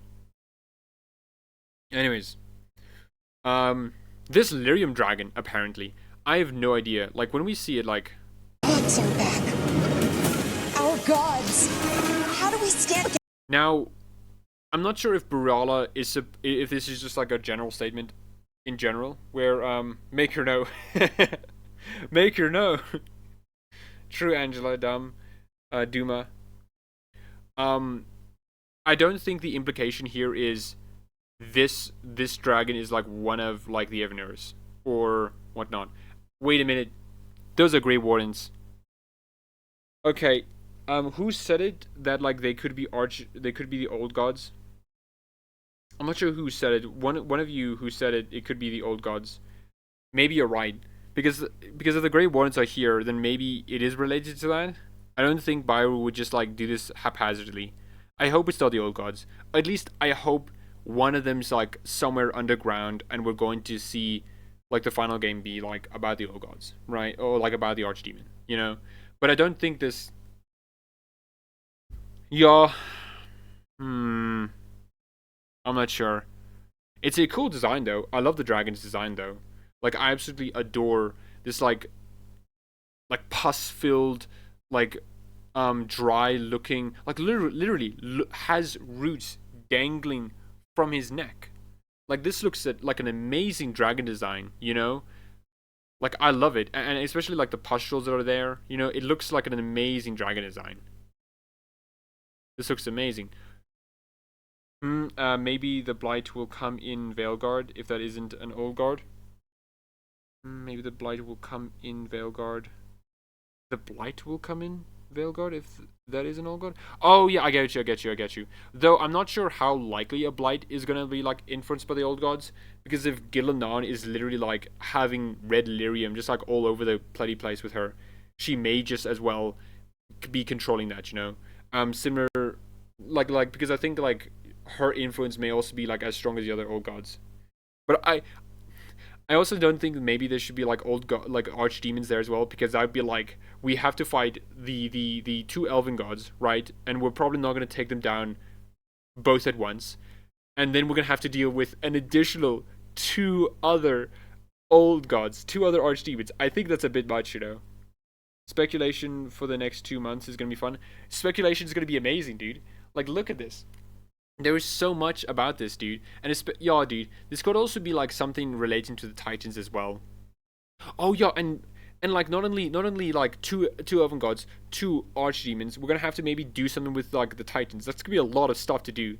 Like, nah, let me cook, bro. You know, okay, Oliver, I'll let you cook. I'll let you be in the kitchen for a bit more. Okay, we'll see what happens. Okay, we'll see what happens. Okay. I believe. Also, is that Evil Rook? Evil Rook confirmed? Me and my bro Varric drunk at those old gods. Yeah, dude. You know, all.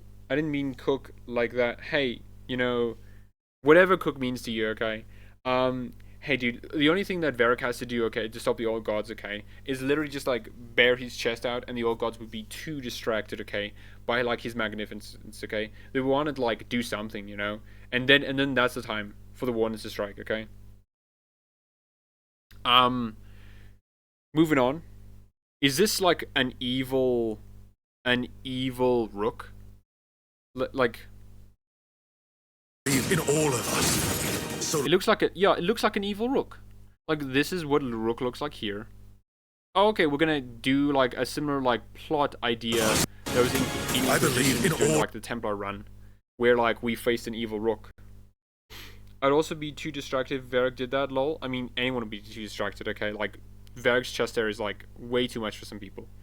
I also want to mention, now that we talking about Varric as well, we got very little of Varric here, which is interesting, right? Because like all over the initial marketing for Dreadwolf, when it was called Dreadwolf, like we have Varric every single trailer, you know, every single mention, you know, Varric this, Varric that, and then we get you know, our companion trailer and our gameplay reveal, and it's Varric left, right, and center, okay? Varric's narrating everything. Varric's talking through everything. Like Varric's like literally just everywhere. But now in this trailer, we do not hear. We see Varric like at the beginning, you know, when just like going to the Solace thing. all of us. And like Varric's obviously narrating throughout this, but like we don't see Varric like physically like here and whatnot, which is interesting, you know. I just wanted to point that out quickly before I forgot. Anyways, Evil Rook. I wonder. Is that Blood In Knight? all of No, that's just Red Lyrium. I wonder how Evil Rook will like play into this. This clearly is like Tevinter. Looks interesting.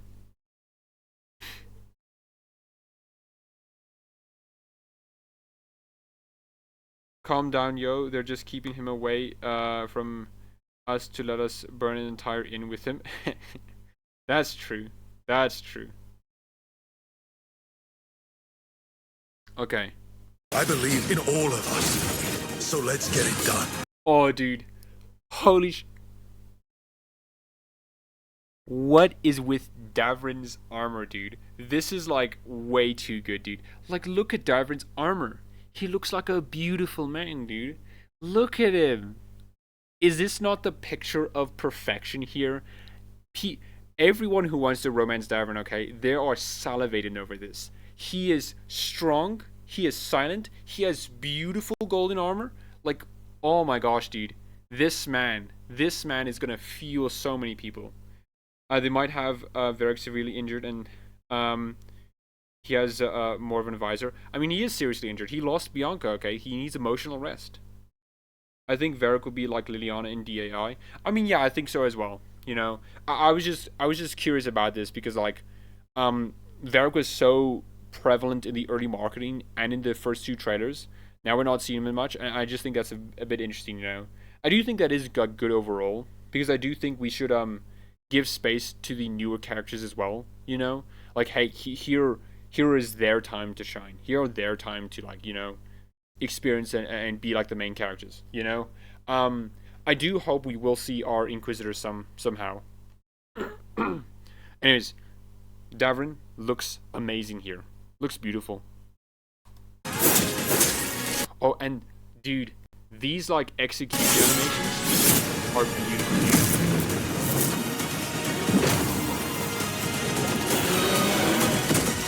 Wait a minute.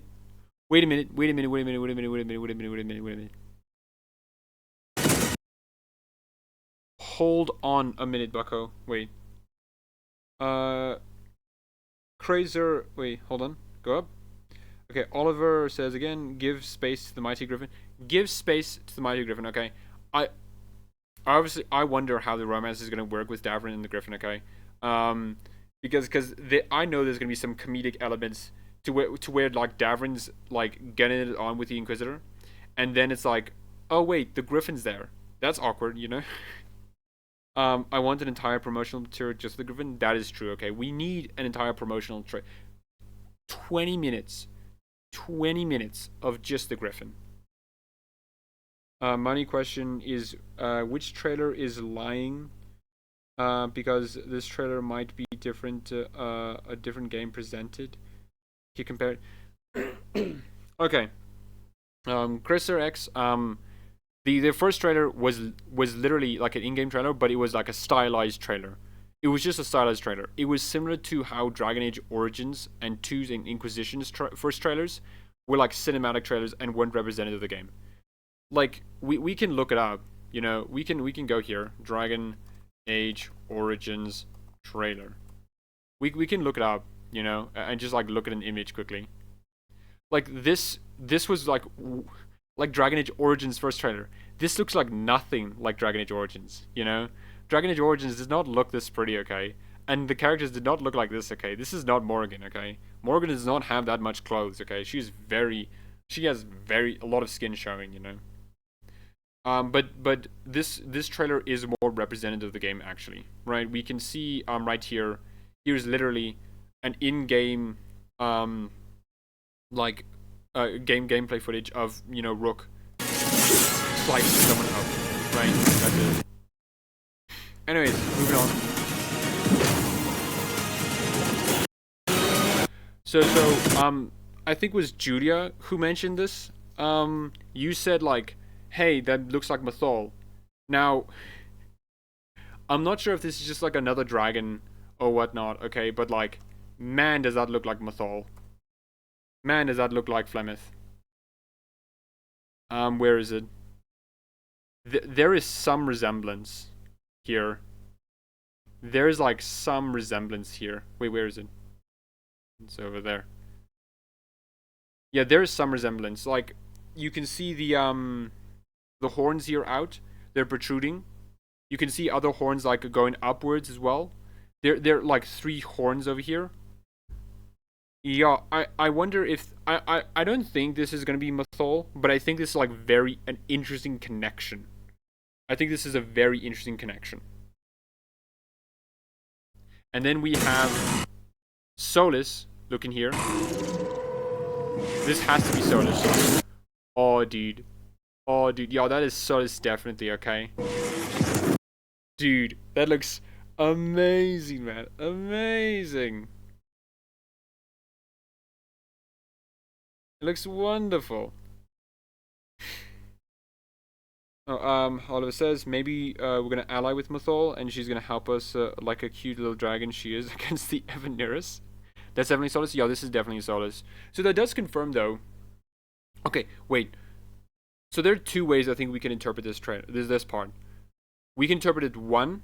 This is a cutscene that is showing us what happened to cause the Evanurus to decline and be imprisoned and stuff. This could be literally like backstory, that we can see, or this is an event we will see in game, because again, like, this is Mythol, right? But like, this is like a red layer Mythol, and not only that, but let's look at like the other parts of this.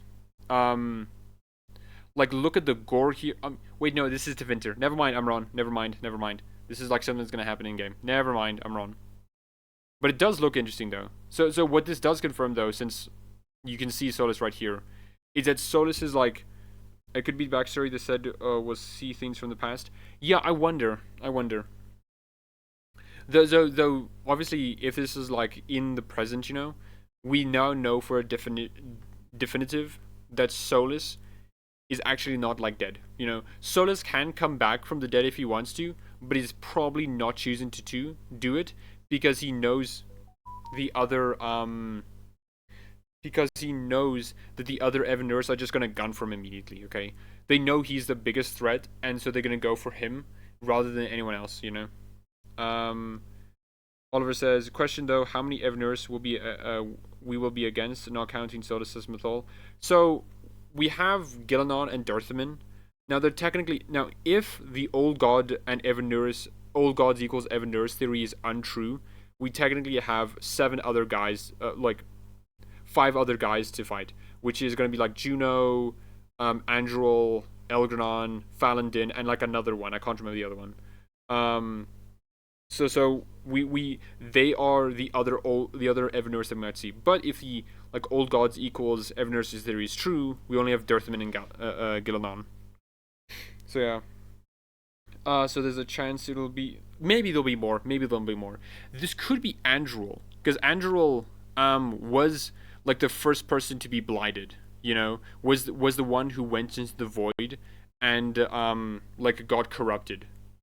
So this could be Androl as well, and this could be like yeah. Also, I just want to mention, but if the old gods are Evanurus there, then I see. Yeah, that's true, Julia. That's true. Also, just want to say, Solus' like Dreadwolf form looks amazing, dude. This is some like amazing like fantasy art. Okay, they're just a wolf, but like there's enough like alterations to make it look like freaky. Ooh, and then we get a shot of the other Evanurus. This is like literally after the ritual failed. Dirthamin and Gillenon. I do wonder what's gonna happen with those two if they're gonna work each other. Because my like idea is that they're gonna be at odds. Because like Dirthamin seems like he's kept together more, while Gillenon looks like a very freaky person. Oh my gosh, dude! What is this track? Wait a minute. We have that first dragon, right? We have the 2 Evanuruses. We have the first dragon that we saw. We then have, what else was it? We have this like giant bone guy, which is 4. We then have this like lyrium dragon, which is 5. And then we have that other one, which is 6. Okay, my like maybe leading theory, I guess, or leading idea is that maybe all these like giant monsters we're seeing are maybe also the Evanurus as well, because we have like 6 so far, right? And maybe they are like the other dragons. And also look at this. This person also like has some like similar elements to ooh, I wonder if that did anything. Okay, still fine. Like looks very similar to Flameth. Random Wanderer says, hey, hello, sorry I'm late, I'm watching Kalia, the trailer looks amazing. The pre-order bonus is a bit meh. Even the deluxe edition only had skins. I wanted a box of goodies. Yeah, I mean that's cool. Random Warrior, you know.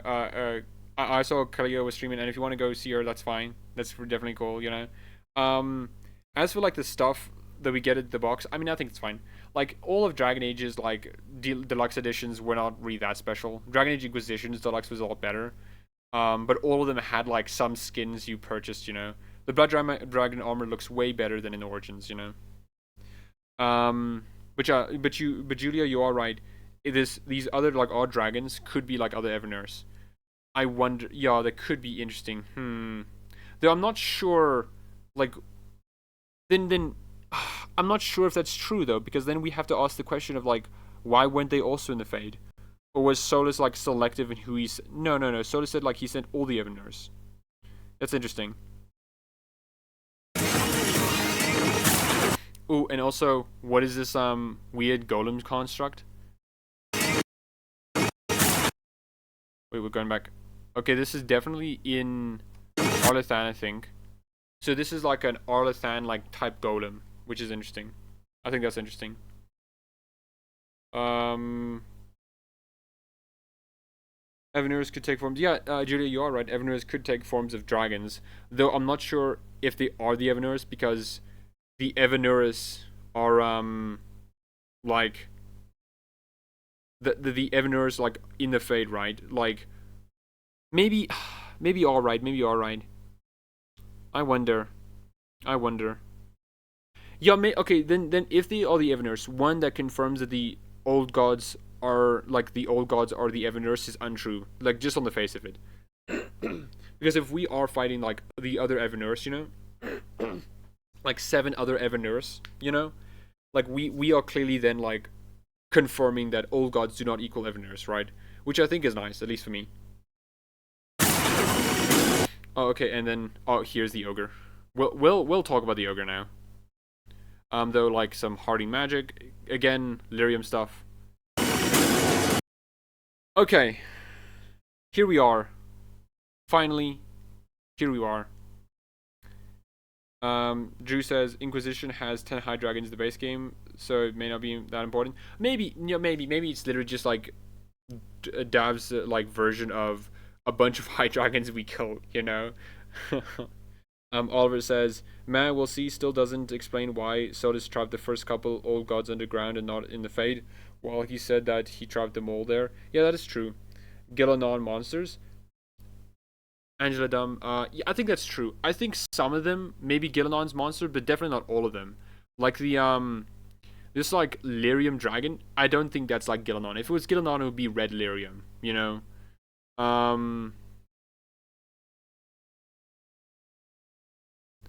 Okay. Okay. Ogre. That's not how you spell ogre. Okay, so... Okay. We're gonna use the newer version of the ogre, because that's obviously what we're basing it on, right? We're not gonna use, you know, the other one, because that one's a bit outdated. I love small images. Just give me the ogre. Or Morgan has access to the Dragon's Grove and we'll see them. Maybe, Julia. Man, I just wanna... Okay, here we go. Is this a bigger image? No, this isn't a bigger image. Okay. I've given up. We're using this one. Hopefully this is also a big image. Okay, yeah, it's a bigger image. Okay. Okay. So here is Dav's Ogre. Now, just to clarify, it seems like the Darkspawn in this one are corrupted. They're clearly not the base design of the Darkspawn. They're clearly like, you know, because look at this. This Ogre has a lot more sunken skin. You can clearly see their skull. You know, they have a lot more growing on it. I don't think these are the new Darkspawn designs. These are the Darkspawn as made by Androl, right? And then we have, like, obviously our older, you know, designs, like right there. They're just there. So I don't think this is like the new, like they've redesigned the Darkspawn again. I don't think that's the case. You know, I think these are just like different versions of the Darkspawn, which I think is fine, right? I think it's fine to have like some flavor to them to make them look different, because I think that makes it a lot more meaningful, you know? Hey, they're now being infused with red lyrium and therefore they look different. I think that's fine, you know? Now, as for how they look, I think a lot of people can like make fun of this, but I do think this like on a certain level does look cool, you know? Oh yeah, Pride Demon Dead. Oh yeah, and this is an interesting scene. Now, for some reason, there are two dragons here. A blue lyrium infused one and a red lyrium infused dragon. What does that mean? Genuinely, what does that mean? I think you can have a couple of theories. You can throw out like maybe maybe old gods, you know, archdemons, they're the archdemons, you know. Gillenons, like monsters, that could also be one as well. And I'm not sure which one to take. I'm not sure like why they're like this, but they have to be this for a reason. We've seen the blue lyrium dragon twice, and we've seen a red lyrium infused one. And red lyrium is definitely like going to be associated with Gillenon. Maybe, actually, maybe this is the Titan like instilling its will into a dragon. So this is like its like sort of thing, and then here's. But then we have another issue. Why are they side by side together? Because like this dragon looks like very unfazed. It's like, okay, sure, but yeah, I wonder. Hold on. If you guys are chatting, sorry then, it seems like something's wrong with my thing. Let me just check here quickly. Okay. I just want to make sure, because like last time I did a live stream, I didn't see anyone's chats, and they were all chatting, you know. Just making sure about that. Okay, cool. So yeah, and that's and that is it. And as like Random Wanderer said before, like yeah, you know, this doesn't look like particularly great pre-order stuff, because this is just like cosmetic stuff. But like I do think this is like cooler for like blood dragon armor, right? It's bringing back an old armor set from like Dragon Age Origins. I mean, that's cool, you know. It clearly does look like they put a lot more effort into the design of the blood dragon armor, because the blood dragon armor in Origins wasn't as great, because it was just the dwarven heavy armor, the dwarven armor, but just with like a dragon on it. And also we're bringing back the old Dragon Age Origins dragon, blood dragon. I think that's cool. I think that's great. I can see we have a warrior set, a mage set, and a rogue set, which I think is cool. And yeah, that's it. That's it. We're here at the end. So what are you guys thoughts? General thoughts. What do you think? Cool? Yay? Nay? You excited? You happy? Any concerns or whatnot?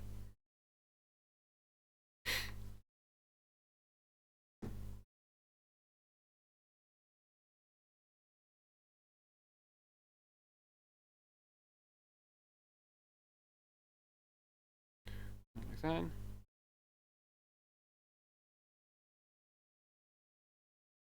I don't know if I can say much else that I'm super excited. No, I'm also super excited, Beloved Zombie. It looks amazing, dude.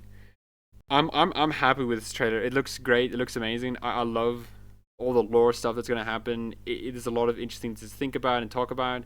I think there's so much to this game, you know. If this game is as good as the trailer, then it's auto game of the year. Yeah, dude, I think it's like auto game of the year. What are the other games that came out this year? One of them was Assassin's Creed though. I don't know. I haven't been keeping track. Trailer cool, ridiculously huge dragon, cool Morgan. Yeah, dude, the dragons are great. The Griffin obviously is great, amazing. and Morgan being back is cool. I hope we get to see more characters, because if Morgan's coming back, right, I'd love to at least see Dorian coming back, you know, because Dorian's also important, you know. That'd be amazing. Yeah, it's cool. Random Wanderer says again, and I love the art style. I prefer it to realism. Oh yeah, right. I think so. Like, let's compare and contrast. Let's go find quickly Morgan. Here's Morgan. How yes she is. Now where? Okay, so this is like, obviously we're gonna compare both of them. Here's like Dragon Age Origins Morgan. Final Fantasy VII might get Game of the Year, but isn't that like a DLC? Because I know Final Fantasy got like, is like, Final Fantasy VII is like releasing in parts, but like, isn't, you know, that's fine. You know, it's fine. Whatever. It might get Game of the Year. I'm not sure. I don't think any like Square Enix game has gotten Game of the Year. I'm not sure. Anyways, Oliver says, to be fair, if the game is as good as the trailer, then it does have a chance of Game of the Year. Only thing could stand in its way is Kingdoms Come Deliverance 2. I don't think Kingdoms Come Deliverance 2 is going to get Game of the Year. It's too niche. It's way too niche. Especially with how the game is mechanically done. Like, that is a niche game for people. Like, the first game has a section where you're a monk for, like, I think a total of, like, an actual in-game week. And you can't skip that week. You have to be a monk for an in-game week. You know? And, like, I do not think for a moment that it's going to... now, that's not me saying that Kingdom Come Deliverance is going to be a bad game. It's definitely going to be a good game. It's definitely going to be a game that deserves a lot of praise and awards. But I don't think it's Game of the Year. Game of the Year has always been which game has hyped people the most and which game has like made people like it the most. You know? Baldur's Gate 3 was also more niche. Baldur's Gate 3 was more niche, but here's the thing that Baldur's Gate 3 had.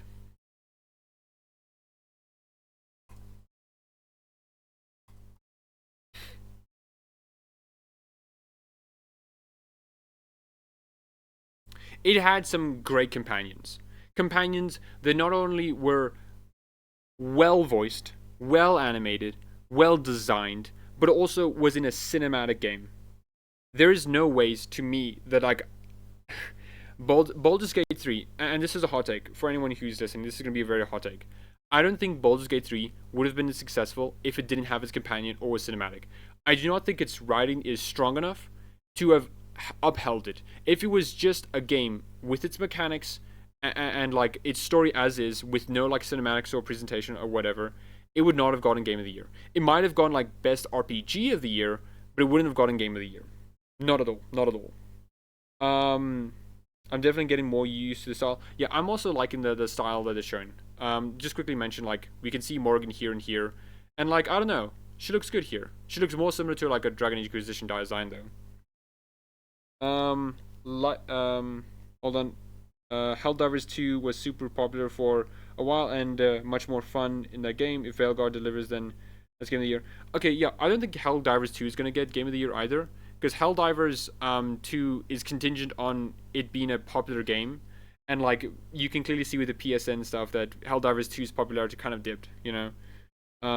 Like Divinity Original Sin 2. Yeah, Goosey, Koosh. I like Divinity Original Sin 2. Divinity Original Sin 2 is a good game. It has good writing in it, but without its presentation and its well animated and well voice acted companions, you know, it just didn't get Game of the Year. Simple as. Dav could definitely be Game of the Year. I would love that for sure. I think Dragon Age Veilguard is up for the potential for Game of the Year. I think it definitely is. Now, whether or not it will win, I think depends on other games.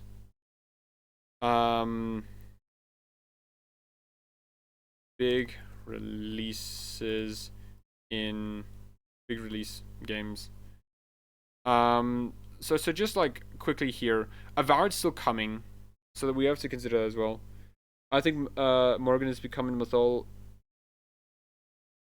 Oh my gosh, Random Wander, you make such a good point. Oliver says, me loves some Shadowheart. Same. I also like Shadowheart as well. Okay, Random Wanderer, you made like such an amazing point. That is so true, dude. Actually, Random Wanderer, since you mentioned it, where is it? Because there is another Another part here. Ah, here it is. Look here. Same thing as like Mythol's like crown, you know? That is a very good point, Random Wanderer. That there's definitely a connection there. I'm not sure like what that connection would mean, you know, but there's definitely like a connection there. You know, that's a very good point. Mythol is part of Solus though. Yeah, she's definitely part of Solus, but that doesn't mean that like Morgan isn't going to be influenced by Flemeth in some way, you know? Especially with like the crown thing. It's literally the Anifals. Yeah, I mean, I know. I'm just saying, like, it's an interesting, like, point to say, because, like, they have a similar design, you know, Oliver. Julie says, Mythol's crown is the same as Andraste. That is also true, actually, yeah, man, dude. Andraste.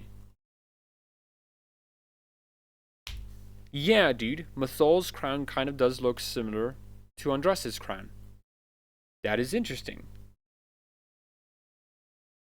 Yeah, I mean, it could be just a connection. Like, I remember David Gator once said when they made the archdemons like dragons, because they were supposed to be like some giant tentacle thing, that they were like, oh yeah, we didn't like make that decision initially because we made them to dragons because we were low on budget, but it adds a lot of interesting implications, right? And I wonder if this is another interesting implication, but there's nowhere it's gonna go. I wonder. Oliver says, still, it's Andraste, not Mythol. Julia can't see a reason why there would be a Mythol statue in the Anifals, which is literally the land where the venerate her more than anything. No, I know. I'm not saying like it is literally Mythol. My guys, we've cracked the code or whatever. I'm just saying that's very interesting, you know. Maybe Solus took Mythol and Morgan is becoming Flemeth. Maybe. But I don't think that's gonna happen. I don't think so. It would be interesting if it does. I'm not saying if it's bad if Morgan becomes Flemeth. But I don't think it's gonna happen though. It would be interesting though. I would wonder how they would do it though. I know, but the lines are blur. Yeah, right. Like as Julia says, like it's blurred for like a reason, right? Like there's some connection there, right? There was some purpose to doing that, even if it's nothing. It adds a wrench to like theories and stuff. Why would Morgan become Flemeth when Flemeth said Morgan never had to fear Flemeth? Well, that's the thing, right? If she is becoming Flemeth, maybe Morgan accepted Flemeth. You know, that could be a possibility. You know, but again, I'm not saying it is likely to happen. I'm just saying it would be interesting if it does happen. Whether I want it to happen or not, I don't think I want it to happen, but I do think it's interesting if it does. Beloved Zombie says, I hope Morgan remains her own person, otherwise what was her role? Yeah, I do, Beloved Zombie, I do hope she is like her own person, right? It would be interesting if it does happen, but my preference is, hey, Morgan should be Morgan, right? We love Morgan for Morgan, you know? Opal says, I'm hoping the companions in Dav got the same love and attention from the developers as Baldur's Gate 3. Maybe a bit unrealistic, but I feel like after the Baldur's Gate 3, people have bigger stakes. Yeah, I mean, yeah, right. But I mean, like, Dragon Age is the epicenter. BioWare in general is the epicenter for companions, and all that. Like, come with me, children. Come with me. We will go back in time, and see something wonderful. Behold, the companions of Baldur's Gate. Oh my gosh, I hate this. It's bad. It's dumb. I hate when image looks big, but image is actually very small. Okay, this should be a better one, right? This should be a better one, right? Okay. Anyways, behold, companions from Baldur's Gate 1. And all of these companions, like, not all of them are as well developed or fleshed out, but these are the reasons why, like, BioWare is known for it is, and why Baldur's Gate 3 is the way it is. Because BioWare has been, like, hallmarked of companions. Though I do agree, Opal, that they should make sure that the companions are also really good, you know? So yeah. Oliver says, what if Andraste was Mythol, Lema? What if Andraste was Mythol? Okay. I do hope Andraste wasn't Mythol, Mythol wasn't Andraste. I do hope that. I think you are joking. It would be interesting, but I hope not, because like, you know, I do like how. I do like Andraste as like a figure, you know. Andraste's like story is like very interesting, and like the way that the chantry exists and surrounds her is very interesting as well. You can filter by image size large. Okay, random wanderer. Thank you. I am illiterate as technology goes. I'm barely keeping this live stream together. Okay. It spits in duct tape all the way down. Okay. Okay. Open image in new tab. Oh, thank you, random wanderer. Savior, savior, savior. Baldur's Gate 1 companions suck. Lamau Siege was way superior. Why is it Baldur's Gate 2 was better in every way? So, Siege of Dragonspire was a lot more familiar to newer Bioware games. Because obviously they were like, it was made in 2016, so it was done with like newer techniques. But yeah. I think the Baldur's Gate companions are good for their time. I don't think they're like the best and amazing stuff, but like they're good for their time, you know. Baldur's Gate 2 definitely improved on it, you know, with its tighter cast and whatnot, and it was a lot better. There's a theory that Andraste was an old god baby like Kieran. Julia, you're gonna have to tell me about that theory. I've never heard that theory before. I've never heard that theory that Andraste was an old god baby like Kieran. I've never heard that before. I've never heard that before. That is interesting. Because like, I don't think I've heard that before, because I don't know how likely that is. Right? Like, how likely is she... You're gonna have to explain that to me then. I'm joking, but it would be funny. No, Oliver, yeah, I think I got you. You were joking, Oliver, but like, it would be funny if she was, you know, like secretly Andraste the whole time, and also secretly like Solus was also charlatan the whole time, you know, Chartan, and they were just like there, you know. It'd be funny, you know.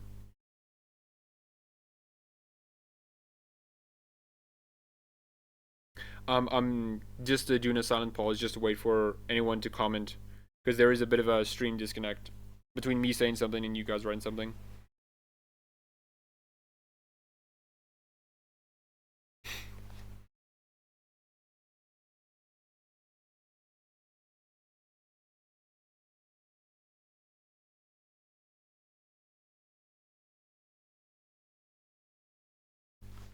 Okay, Julia says, the theory is that she was an old god baby and she heard voices like Kieran tells Flemeth that he hears. What? Okay, I'm gonna have to look this up. What does Kieran say? Because I know Andraste hears voices. I can't remember what Kieran specifically hears. Because you're obviously describing the way he hears the voices, not that like he hears voices at all, right? Because Andraste obviously heard voices as well, right? Kieran. Andraste was born right after the end of the Blight. Hold up. Okay, what year? No, wait. Oh yeah, because that was Dumont. Because like she was yo. Oh my gosh. And we have to. Oh no, dude. First Blight end. Was the first Blight began. And lasted to. Okay, so it ended like 800 ancient. Oh no, yeah, like somewhere like 1195 ancient, right? And when was Andraste born? Dragon Age Andraste born. Oh my gosh, dude. Huh. Yeah, I mean it's still a big time gap. You know, it's still a big time gap. But like it's not a massive time gap to overlap.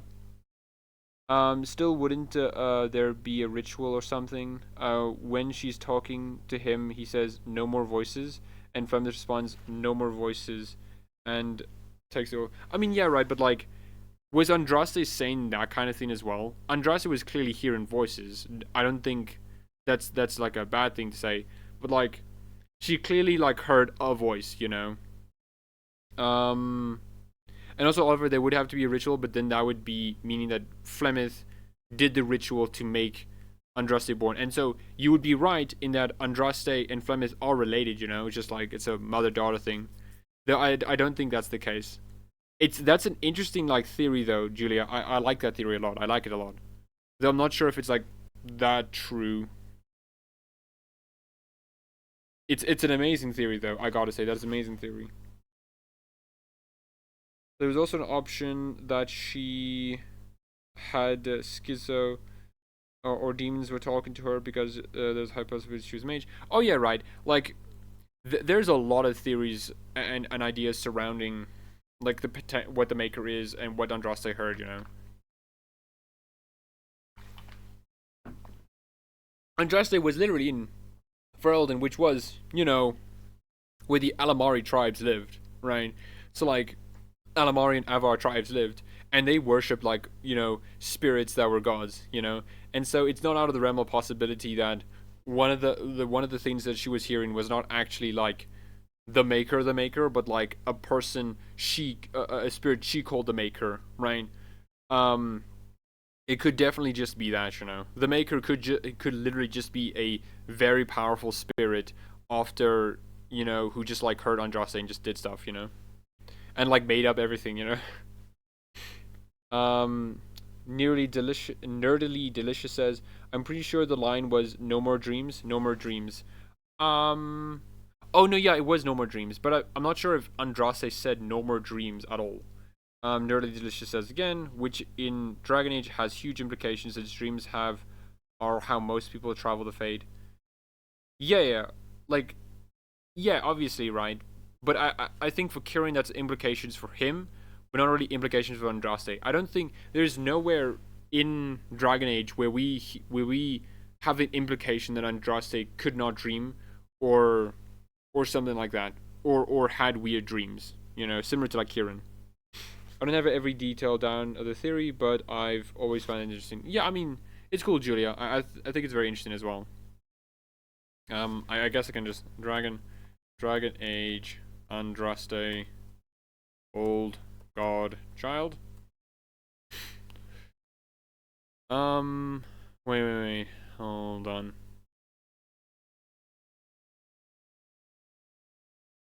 Okay. Something I've noticed, timeline struck out. Andraste was born a few months, the exact date is not hotly debated. But the blight, which stayed. Okay, so it's based on that. Who's known takes the old god's soul if they make Morrigan, and by the extension, more importantly, the soul. Positive.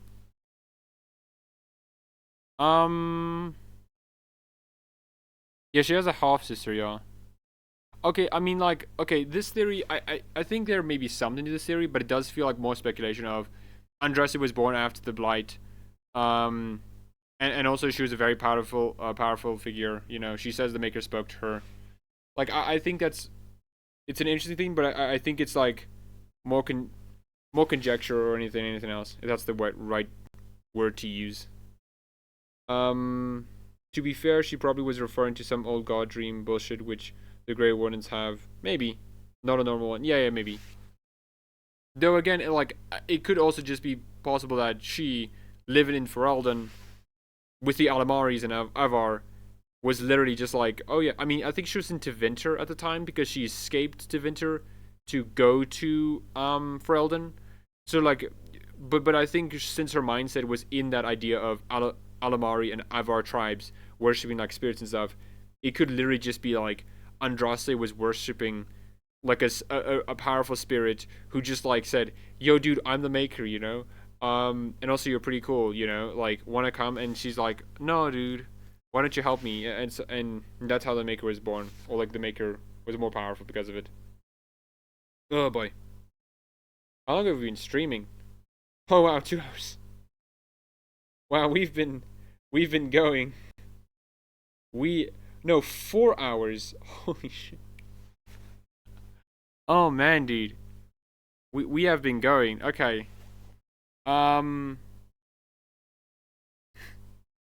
So okay. So I'm basically gonna ask, like, hey guys, do you wanna wrap this up or do you wanna keep talking? you have any more final words to say? Because I think we've been here for quite a long time, you know.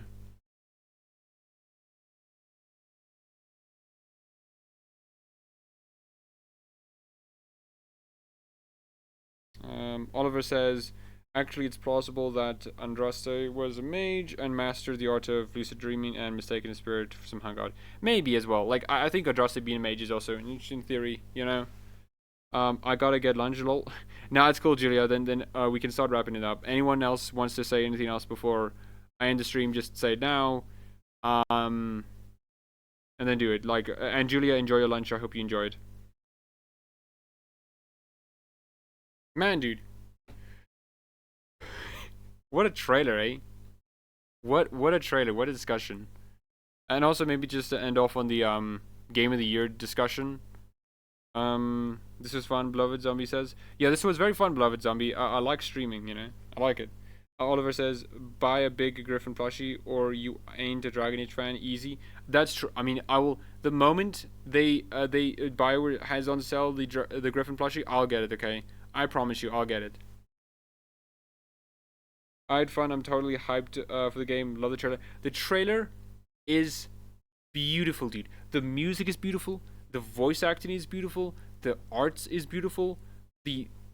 It's just such a beautiful trailer, you know. There's really nothing like more to say, you know. It looks amazing. I'm like grinning ear to ear just like thinking about it. It's so cool, you know. Nerdily Delicious says, if the maker was a spirit, then maybe it was the first spirit, the one that made Thedas, which ultimately would make it a god in every way that really matches. That's just a guess. I think so. I think that'd be interesting. By all, great convo. No, great convo. Thank you, Julia. It was great. Random Wonder says, I would buy a Griffin, a deluxe for a Griffin plushie. Now that's the thing BioWare should do. Okay, no Blood Dragon armor, no whatever. We need a Griffin plushie in our packs. Okay. Spirits existed before Andraste, so no. I mean, yeah, right. Yeah.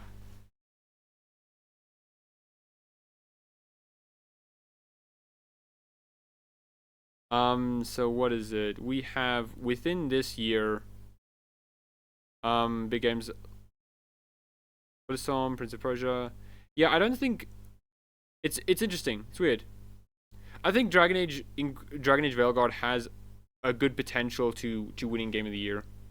You know, like there's not a lot of like big games coming out. I think Like a Dragon, Yakuza Like a Dragon. No, not that one. Some other Yakuza game, I think.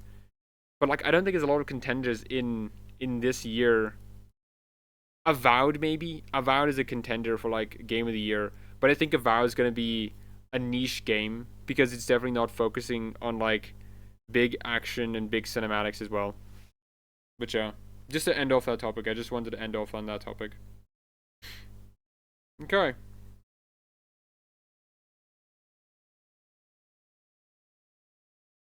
Avowed's gonna turn out ass, same like Outer. Okay. Hot take here again.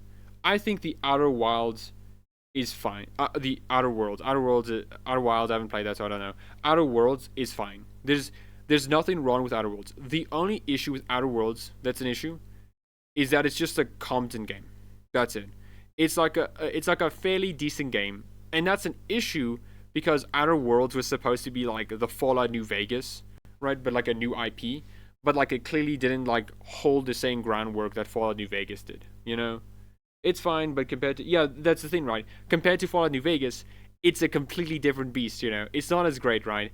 Obsidian, and I think Obsidian shot themselves in the foot, and I think the fans also shot themselves on the foot when they were like, okay, we're getting like Fallout New Vegas 2, Bethesda, go to the garbage can. Okay, we don't need you anymore. We got Obsidian now. When they were just like, hey dude, you just should have expected a good game. I'm good. Some food. Awesome Random Warrior. I hope you enjoy. I hope you enjoy your food. I haven't eaten as well. I'm gonna go get my food as well. This was an amazing thing, dude. It was amazing. I'm just gonna wait on chat just to see if any of you else want to go, or just chat for a bit more. Drew says Outer Worlds had to do actual world building it lacked. Yeah, that's another thing. Outer Worlds, since it's not in the pre-established IP, it can't just like ride on the coattails of like Fallout and just like have the player have a general knowledge of Fallout, you know? It had to establish itself. And I think Outer Worlds did a fine enough job, but there were clearly issues with it, you know? Like, Outer Worlds could have been better. I'm not saying it's perfect or anything, but like, it was like, again, a good enough franchise entry, right? Outer Worlds needed to cut its shit jokes. Okay. Maybe this is just me. I think Outer Worlds jokes are fine, you know? Again, I'm not saying it's like perfect. I'm not saying it couldn't have been better. I'm not saying they should have made as many jokes as they did. I'm just saying like it was fine, you know, compared to New Vegas. Obviously it's different, but like I think it was fine, you know. I'm looking forward to the second one. I'm also looking forward to Outer Worlds 2. I want to see what happens with Outer Worlds 2, because with Obsidian like having a bit more experience on their belt, I wonder what they're gonna do with it, you know. But yeah.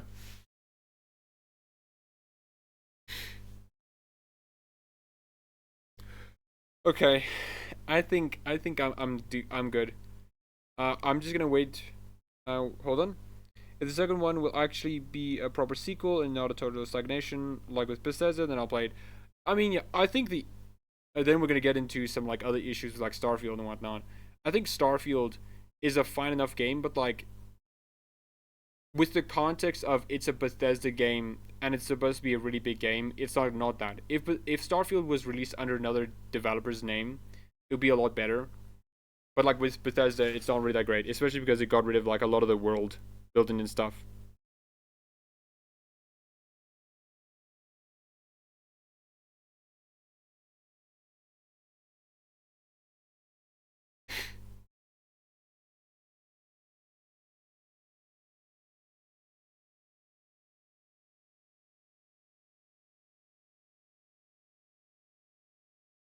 Oh man, we have been at this for a while. Dragon Age Veilguard. Hey, Merry Empire. I see you're a gamer. Okay, I see you. Avowed pushed to 2025. Wait, Avowed was pushed to 2025. Okay, never mind then. I think Dragon Age Veilguard's gonna win then this game of the year. Game of the year. Now I don't think it's gonna be because it's like there's no competition. I just think because Veilguard's just a good game, right? It's funny. A decade later, and like same with Dragon Age Inquisition. Not a lot of games that year, and it's just like it won, you know. Now if Starfield was made by someone else, it would fail. I don't think so. I think Starfield, if it was made by someone else, it would be like, this is a cool game, a lot of potential. I'm looking forward to seeing it, you know, kind of thing. Do the Unspoken. This was fun. I'm looking forward to future videos of the new promotional material comes out. I'm also looking forward. The only reason Starfield is called good by some is because it's from Bethesda. I mean, yeah, sometimes I can feel that. Lazy ass game in my opinion. Yeah, I mean, I don't think Starfield's the greatest game, you know. It's interesting. Mary got some brain matter and get the fuck out. Yeah, Mary Empire. I don't. Origins was the best. Sure, my man. Sure, my man. Do you want to have an actual discussion, or do you just want to say things? Because you know we. Man, dude. Because I want to go, you know. Anyways, I've been delaying this for like 50 years, okay? A million years. We're wrapping up, okay? Silly Mary, that's true, beloved zombie. We're wrapping up, okay? I'm gonna end stream. I'm gonna get some food, some sleep, you know? It's been fun. I liked Inquisition the best. Hot take. Hey, Drew and the Unspoken, I don't think that's a hot take, okay? I like Dragon Age 2. Now that's the hot take of the century, okay? That's the hot take of the century. See ya, Oliver. Drew the Unspoken. Yeah, see ya, Oliver. See ya, Drew the Unspoken is great. See ya, beloved zombie. It was amazing to have you guys here and chat with me. Enjoy. Okay, enjoy foods. No, sure. Mary. I will enjoy my food. I'm having some hamburgers, which is nice. Yeah, thanks guys for coming, and thanks anyone. This is also gonna be like a YouTube video on its own, so I hope you enjoy like 4 hours for this. So yeah, enjoy, have a lot of fun, and enjoy your day, my guys.